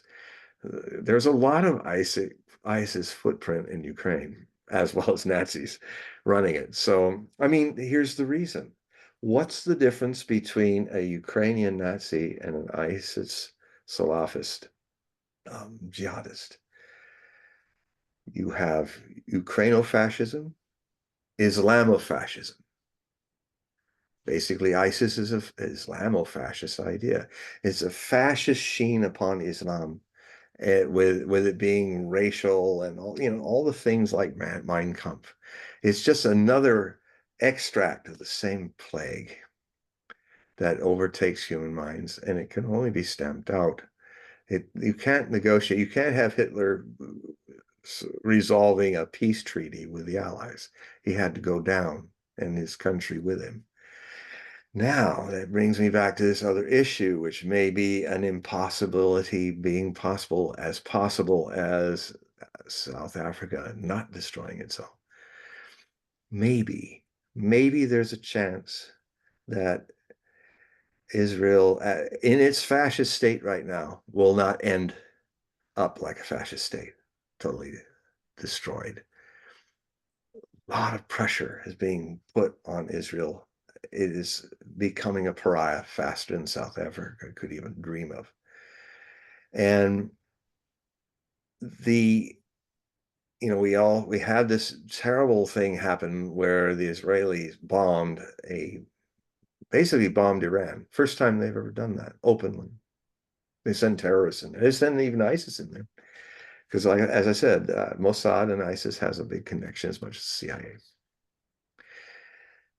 The attack on April Fool's Day, strangely enough, of 3 missiles hitting the embassy in Damascus and taking out the consulate of Iran, the embassy of Iran. In international law, an embassy is an attack on Iran. That property is not a part of Damascus or Syria any more than the U.S. embassy in Moscow is part of Russia. No. You walk through that gate, you're in the United States. It's a little island of it in the Sea of Russia. And that has been honored by all people since World War II, that you can't do that. It's being broken a lot, and this was a terrible thing because basically, so it's not the same thing when you're trying to goad Iran with terrorists and stuff. When you openly strike what is Tehran, what is Iran, in another country. That means the Iranians are going to respond. That means if now they, so up until today, it's really not if, it's when and how much. And they're going to have a show of something that's going to, I think, what they hope will do, it'll be measured to it, but it'll also show just how easy it is for them to launch thousands of cruise missiles and hit everything strategic in Israel in one day and just devastate. Israel could look like Hamas's Gaza in 1 or 2 days with what Iran could do if they let loose all their thousands of cruise missiles and their thousands of ballistic Shahab missiles on this small little Israel. I've seen the target schematic. I mean, they even got lines of missiles that would literally take out piece by piece the entire fortifications of the ghetto of Gaza Strip via all those defense stuff, and it's like boom, boom, boom, boom, boom, boom, boom. Like they've got them all targeted. Every government building's targeted. Prime Minister's house, everybody's house is targeted. All the airports are targeted. All the air bases are targeted. All the connections to the nuclear reactor center targeted. Not the reactor itself, because that would probably melt down on them, but all the things that gives it power to the rest of Israel will be gone. All that infrastructure will be wiped out. Israel will go back into the pre-industrial age in about 48 hours. No electricity, no way to pump water in a desert. And they'll probably keep the main international at Tel Aviv open, because what will happen is millions of Israelis will leave. They'll go back to America, they'll go back to Argentina, they'll go back to all the places they've lived before.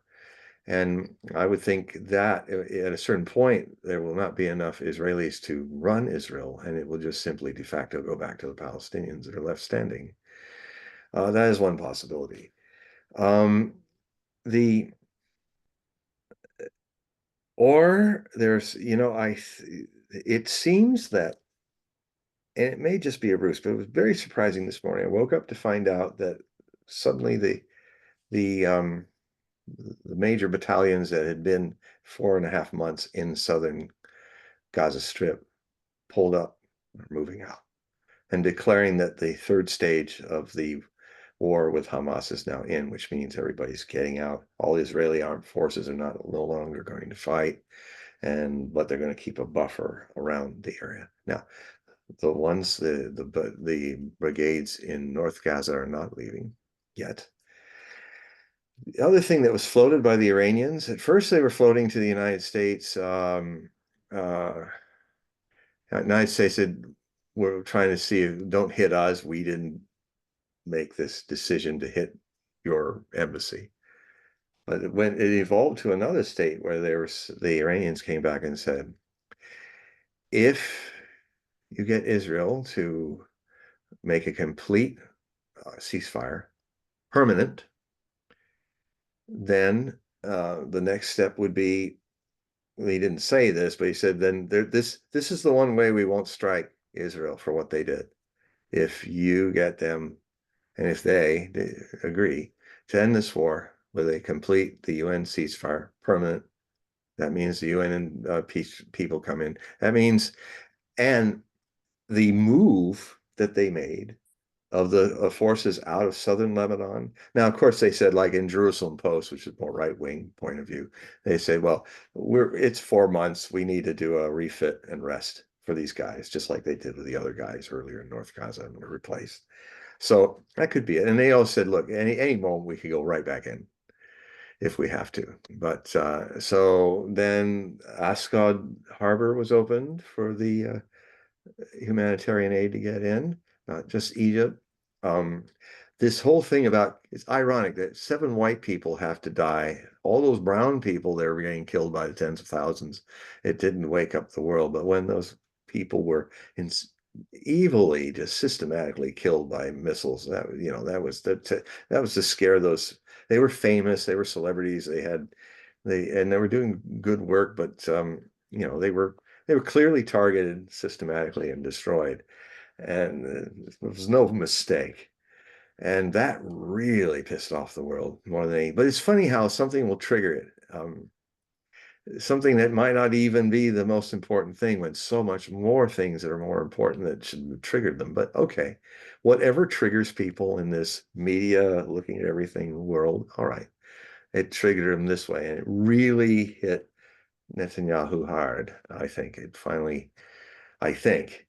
I don't know. This is all very fluid, everybody. This stuff is just coming out now. And what looks intriguing, though, is them moving unilaterally is actually fulfilling, in part, not the North yet, but it's like, if I'm Hamas, I'm looking at them and saying, that was our next, before we actually, when the ceasefire happens, the next thing is the Israelis have to leave the Gaza Strip and leave it to us. Kind of half there. It looks that way. Or is it just half enough to look like that so they can come back and hit them harder later? That's still possible. Now, how we'll know that there's something to this is if the brigades of Israeli soldiers in the north also leave. And then there's no disruption of all the food coming in. Because literally, there's about 1 million people that in the next 3 months are going to start starving. And we may see, if this keeps going the way it's going for the next 3 months, you'll see half of the Palestinians die. And they'll mostly be the young minors under the age of 18, babies, children, women, and it'll be half will starve. It's getting that serious, especially in the north, where there's like 200 to 400,000 still hiding in the ruins up there. So but if these people pull back in the north, then maybe they're going to try. It doesn't mean it'll work, because this is what will happen to Netanyahu is probably that's the end of him. But frankly, if Gantz or any of the other guys that are waiting in the wings, some of them are, I mean, people forget the reason why Netanyahu has been able to cat herd these more extreme right-wing governments after another and after another is because he's the most moderate. My contention is because he can like work them all together and cat herd them, because he's not Ben Gvir, who's crazy. He's not, these people are talking about using atomic weapons on them at the get-go. Solve the problem right there. Oh, what about the rest of the world? Nah, I don't care about it. He would like be saying, you can't quite do that. So it may be the end of Netanyahu, but it doesn't mean it's the end of, it might be even somebody more extreme becoming, who's, more directly related to the military and all that, like Benny Gantz.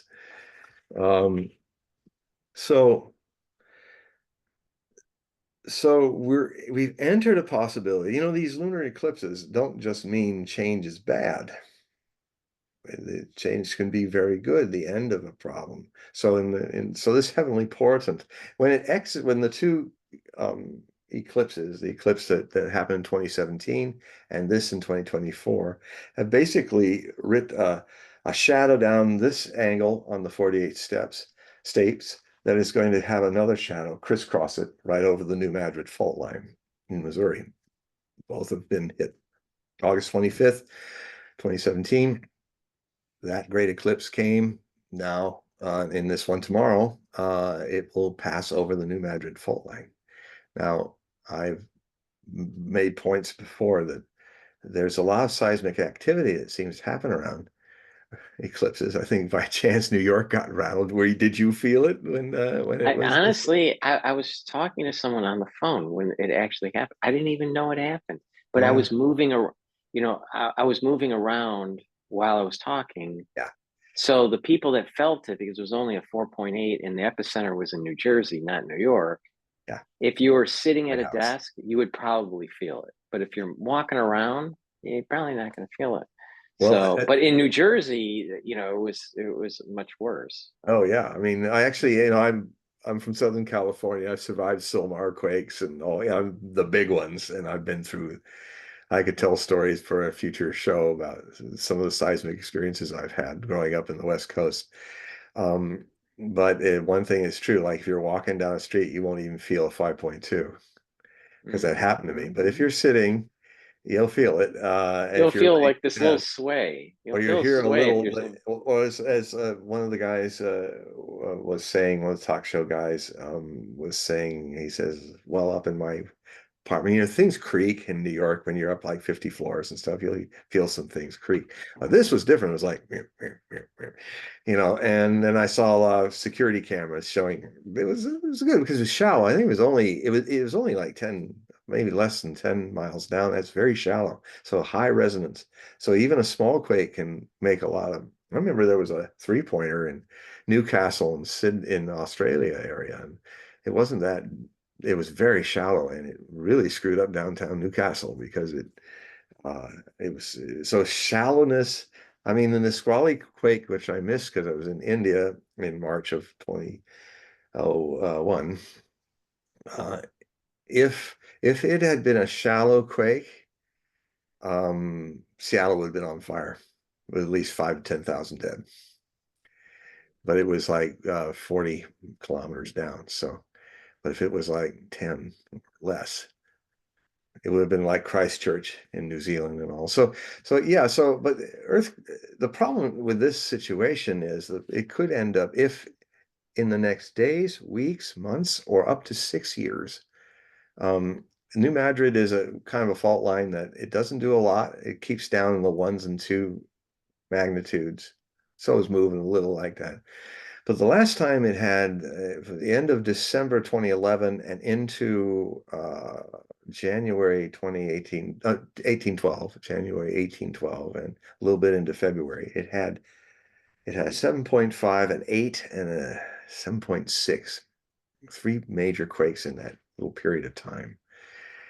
And because it's a very old part of the tectonic shelves, it resonates a lot longer.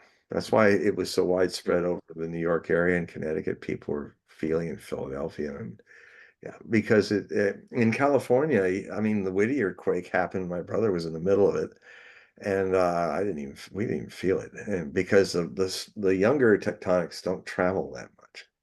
But the older are old, and uh, when the 1812 quake hit, church bells in Boston were ringing from the shake all the way to Boston, like what, over 1,000 miles. Wow. They were ding dong everywhere, and people, what's going on? What's going on? And so people were feeling a bigger shake than what was felt in New York that far away when this happens. And so what then happens is that Memphis, I mean, there were only like a few hundred people, settlers there, trappers and people living in that area. Now you've got St. Louis with 4.5 million metropolitan area, and you've got Memphis with about 2.5 million metropolitan area, all around that area. In 1812, the Mississippi River changed course. It actually, part of the plate lifted and turned it into a waterfall for a temporary period of time before it wore it down. There's lakes around there that were created by that. So you can see the mark of that great earthquake series of 3 quakes. Now, this area has no earthquake proofing at all. It's brick and mortar.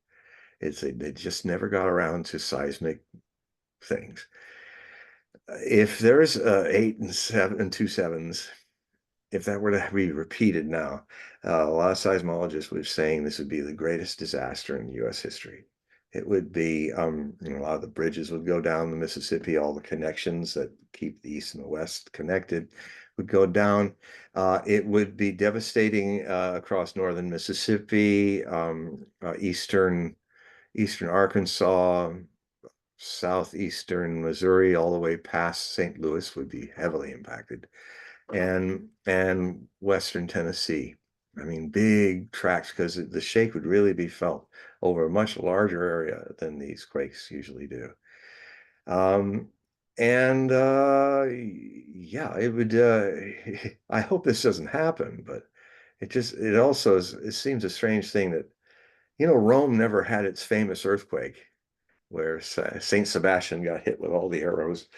They didn't have that until like 400 AD or something like that. So I mean, there was, except for Pompeii, in 79 AD, you don't hear of some vast earthquakes taking down Rome. But right when it was ending, there was one. You know, and it makes you wonder, sometimes there seems to be a play with forces, not just political that quake, but also physical, that there's an interconnection with a lot of this going on. So hope I'm wrong about a lot of that, but if one of my theories goes, the last earthquake actually didn't do a whole lot of rumbling on the shadow, exactly on the shadow, but within 70 degrees to 50 degrees away from the shadow being total. And if that's the case, then Pacific Northwest, where I live, is going to also see some major seismic events in the coming few weeks, months, or years, as well as down in Colorado and some other areas. So it's hopefully that doesn't happen. Now, sometimes, like in the great eclipse of August 1999, which Nostradamus even dated, talked about a shadow over Flanders Field.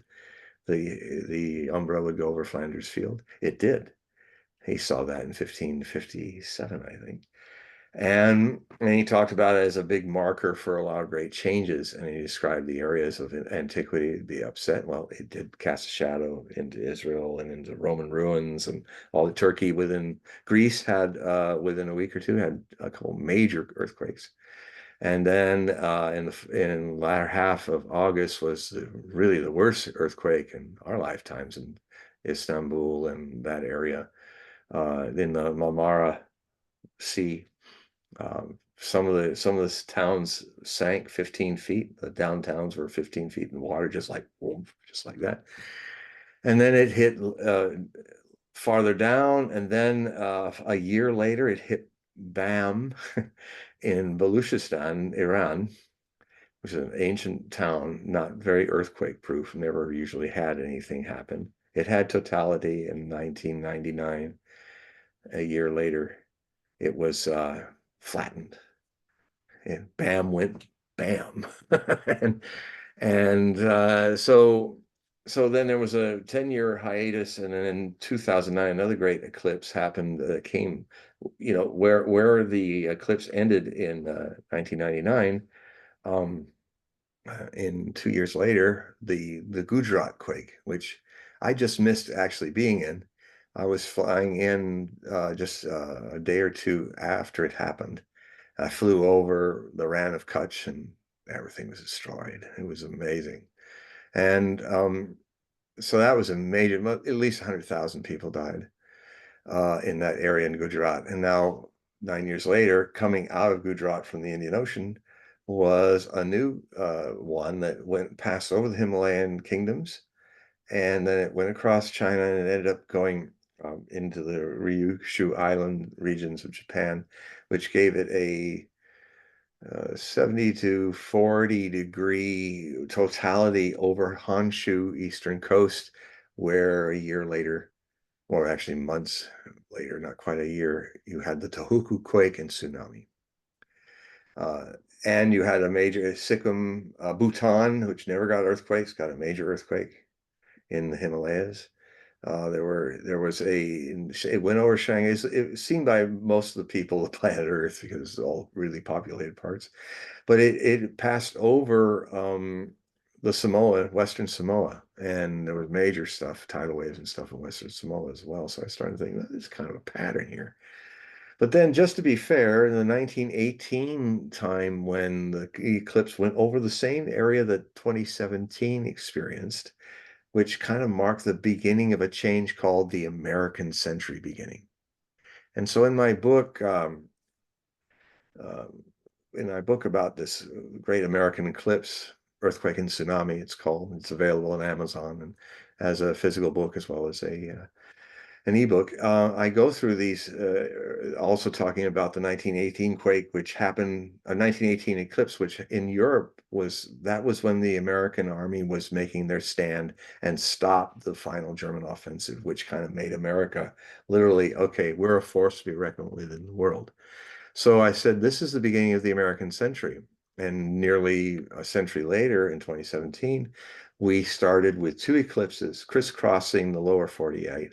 in less than 7 years. I've called this the kind of twilight zone between the end of the hegemonic American century and the beginning of a multipolar century. I call it the BRICS century, named after the BRICS alliance, which has Russia and China and South Africa. And it's not a mistake that South Africa stood up and was the country that first started judging Israel in the international court for genocide. It's the kind of the karma they share. And the karma that America shares with Israel is that we are their best buddies and friends and enablers, because one could make the argument, given the quotes of Amalek, which are openly about a successful genocide of an entire people, men, women, and children, and animals, that ancient Israel has gotten away with genocides because God meant it to happen, said Samuel, but no one ever checks. Samuel's not gone to a psychiatrist yet. We don't know. And the other situation is that America has gotten away with genocide with the 500 nations of the native peoples of North America. So we share the same karma. We got away with it. Don't know if we're going to get away with it this time. We can if we just stop it and not go there. And so, I mean, Biden's motivations are not human, I contend.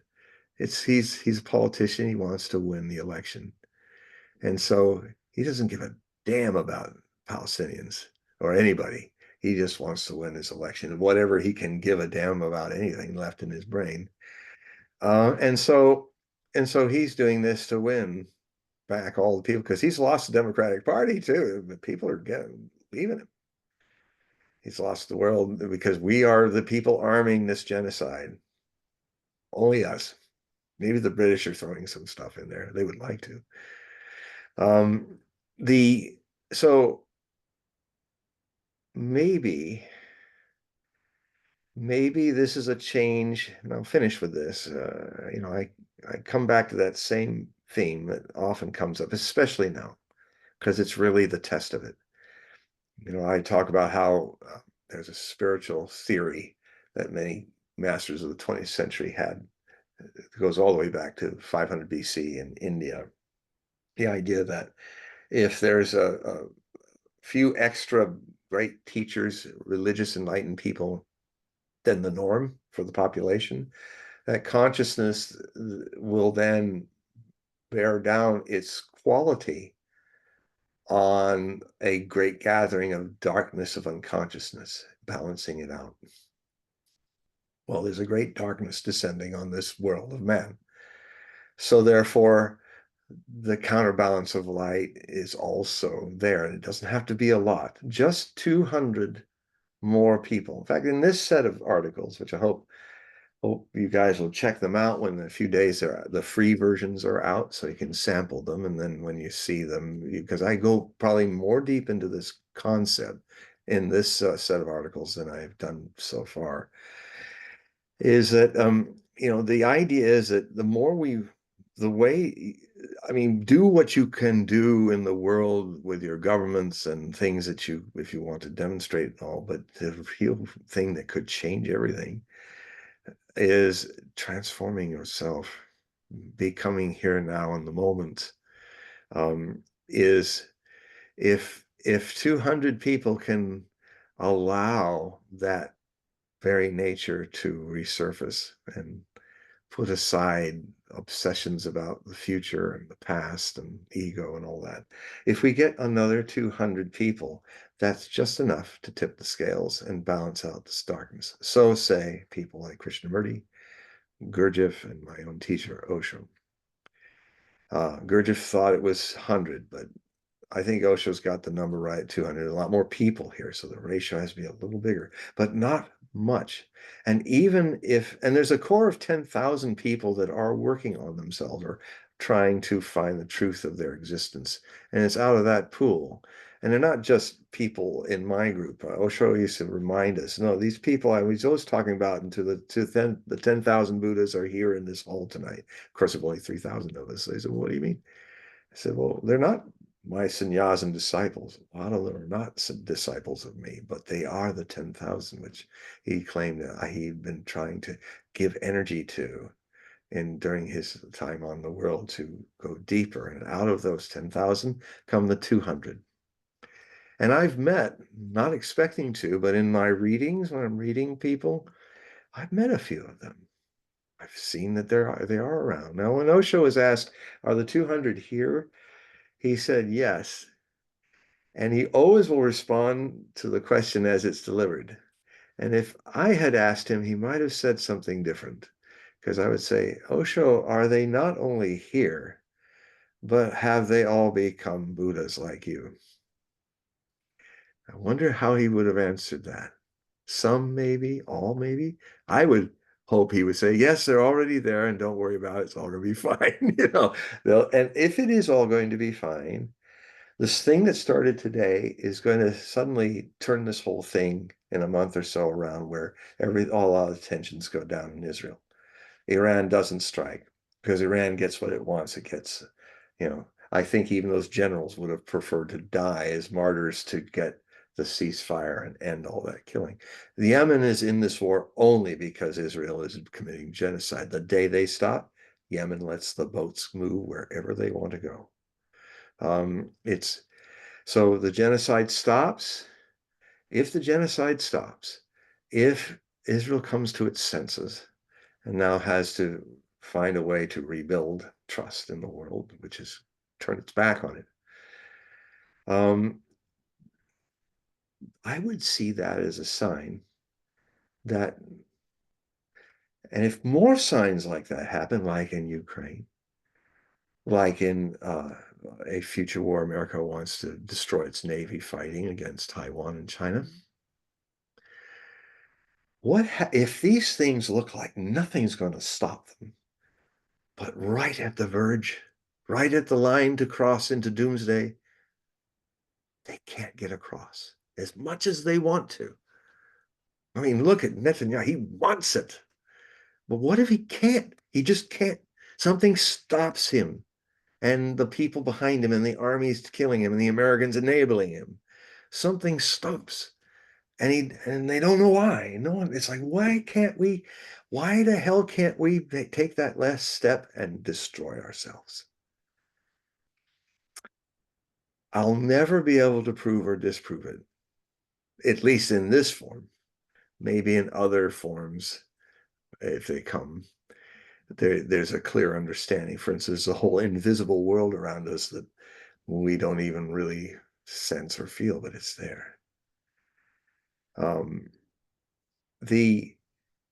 If science helps, if there's a way to actually find the record of everything that had happened, will happen, and is happening, the Akashic record, then someday, if there's such a place, there will be a way to measure it, and we might break the barrier between the living and the beyond living situation and actually find out how history really went, and actually see that what the Pandits in 500 BC, when they felt there was these 10 years where India was in a state of grace and the kingdoms didn't fight and the caste systems were in harmony, and the only thing they could figure out, it built up and then lasted for 10 years and then it dwindled.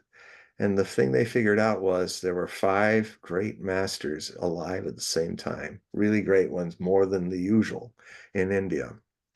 And they were Buddha, the youngest, the oldest was Mahavir, and then there was a Keshkambal and these other people. And so they figured that it was their grace and love and intelligence and teaching that was tipped the balance and brought peace to the entire region. And then when they slowly died, Mahavir being the oldest first, and finally when Buddha died, it began to diminish and they went back to wars and stuff like that. Well, this is derived this idea of 200. If the whole world could suddenly stop the madness. So we are all in this fascinating gambit, and I'm hopeful to see more unexpected surprises, like what may be happening, right, just starting today in Western Asia, in Israel. And if they keep happening, then I'm feeling we might make it through this unique, most dangerous period of our history. In these articles, I talk about the mouth that in time is as wide, the big opening maw of darkness that is wide as 6 months. It started in mid-March, it ends in mid-September. It's the most dangerous period in human history, where we have all kinds of ways to trigger our utter devastation. And if we get through, if we're still talking in October, maybe, just maybe, we have 200 more Buddhas watching over us than are usually around. And they're not even trying to, they're just living their light. They're not even crusading for this. They're just being authentic human beings fully in their full potential. In fact, you don't have to do anything about what's going on in Israel or stuff. You just have to become a Buddha or awakened one. You have to stop being you're all Buddhas already, Osho would say, but most of you, when you come into conditioning, you then become pretenders not to be Buddhas, which is another way of saying ego. You borrow all this knowledge from these people, your authority figures and all, and then you become a personality. And the personality is worshipped in this world, but the Buddha is not. So it's all about not becoming a Buddha. You already are one, an awakened one. That's what it means. You were born with Buddha nature. You're living in the lotus paradise called Earth, whether you reflect your ego upon it and make it hell or not.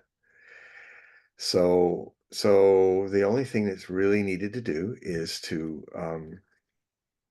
brace the hypothesis, at least. Maybe it's not true. Just like any hypothesis, you got to test it and live it and see what happens. That we are born Buddhas, therefore that's why we can never find the Buddha or the Christ consciousness, because we are it.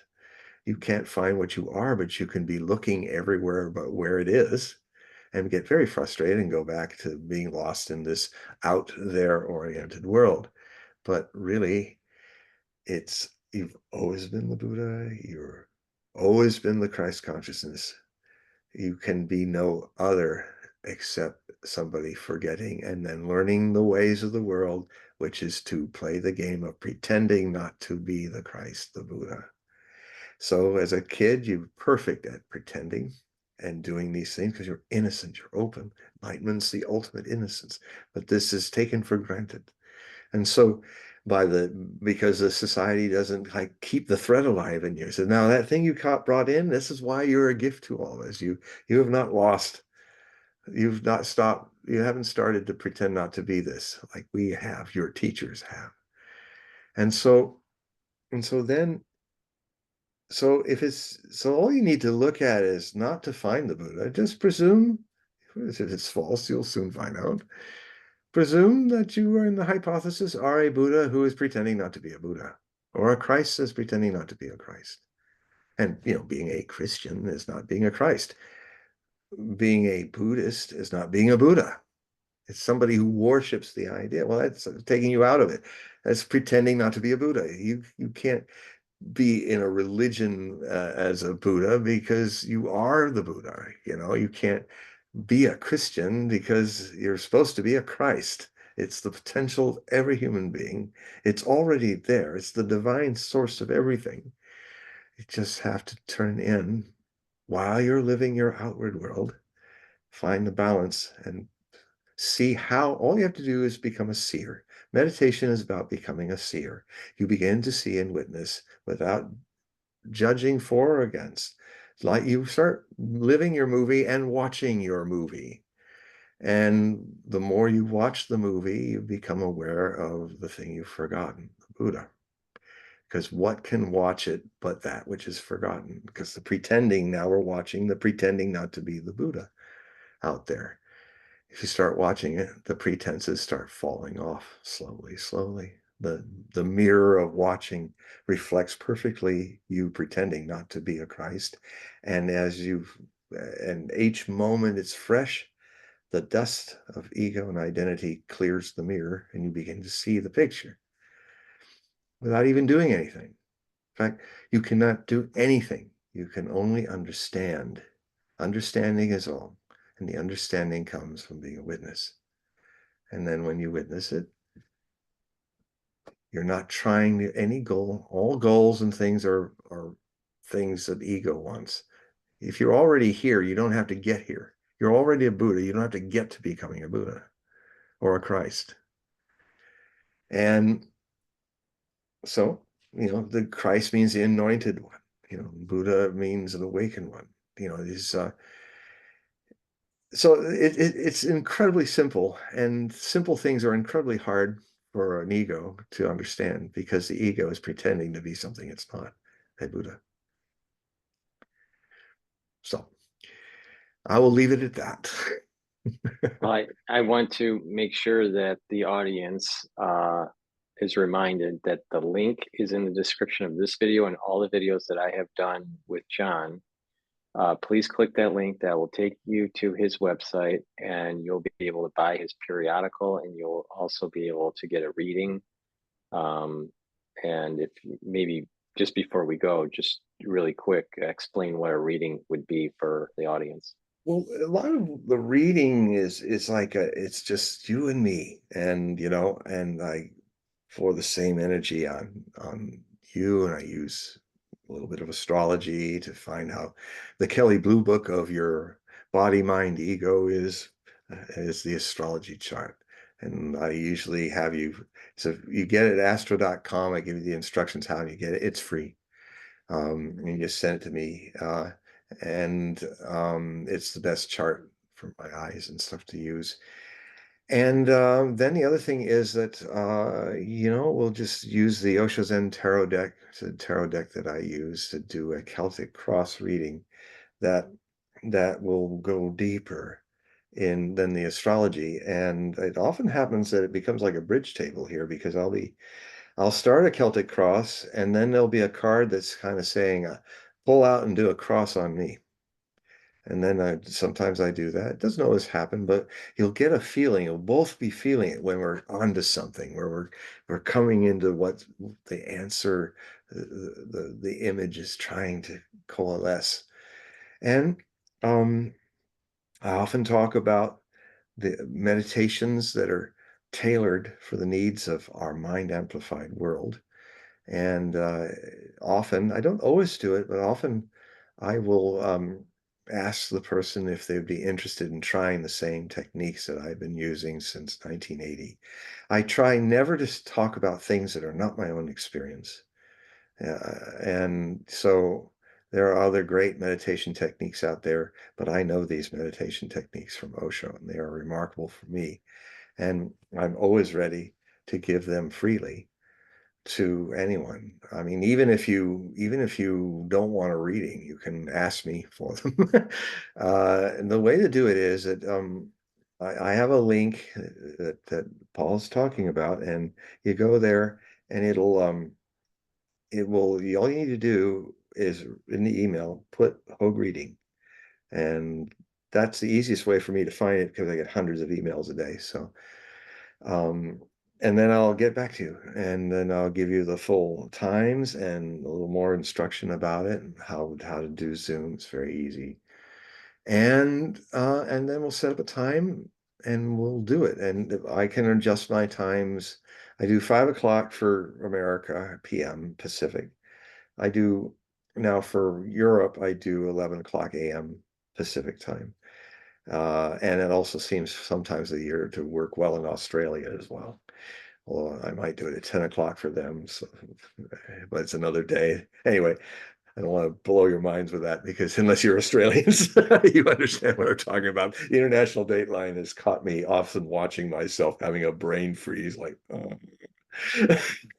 my dyslexia kind of just goes, and I just watch myself going, and then I wait, and it goes away, and then I figure it out.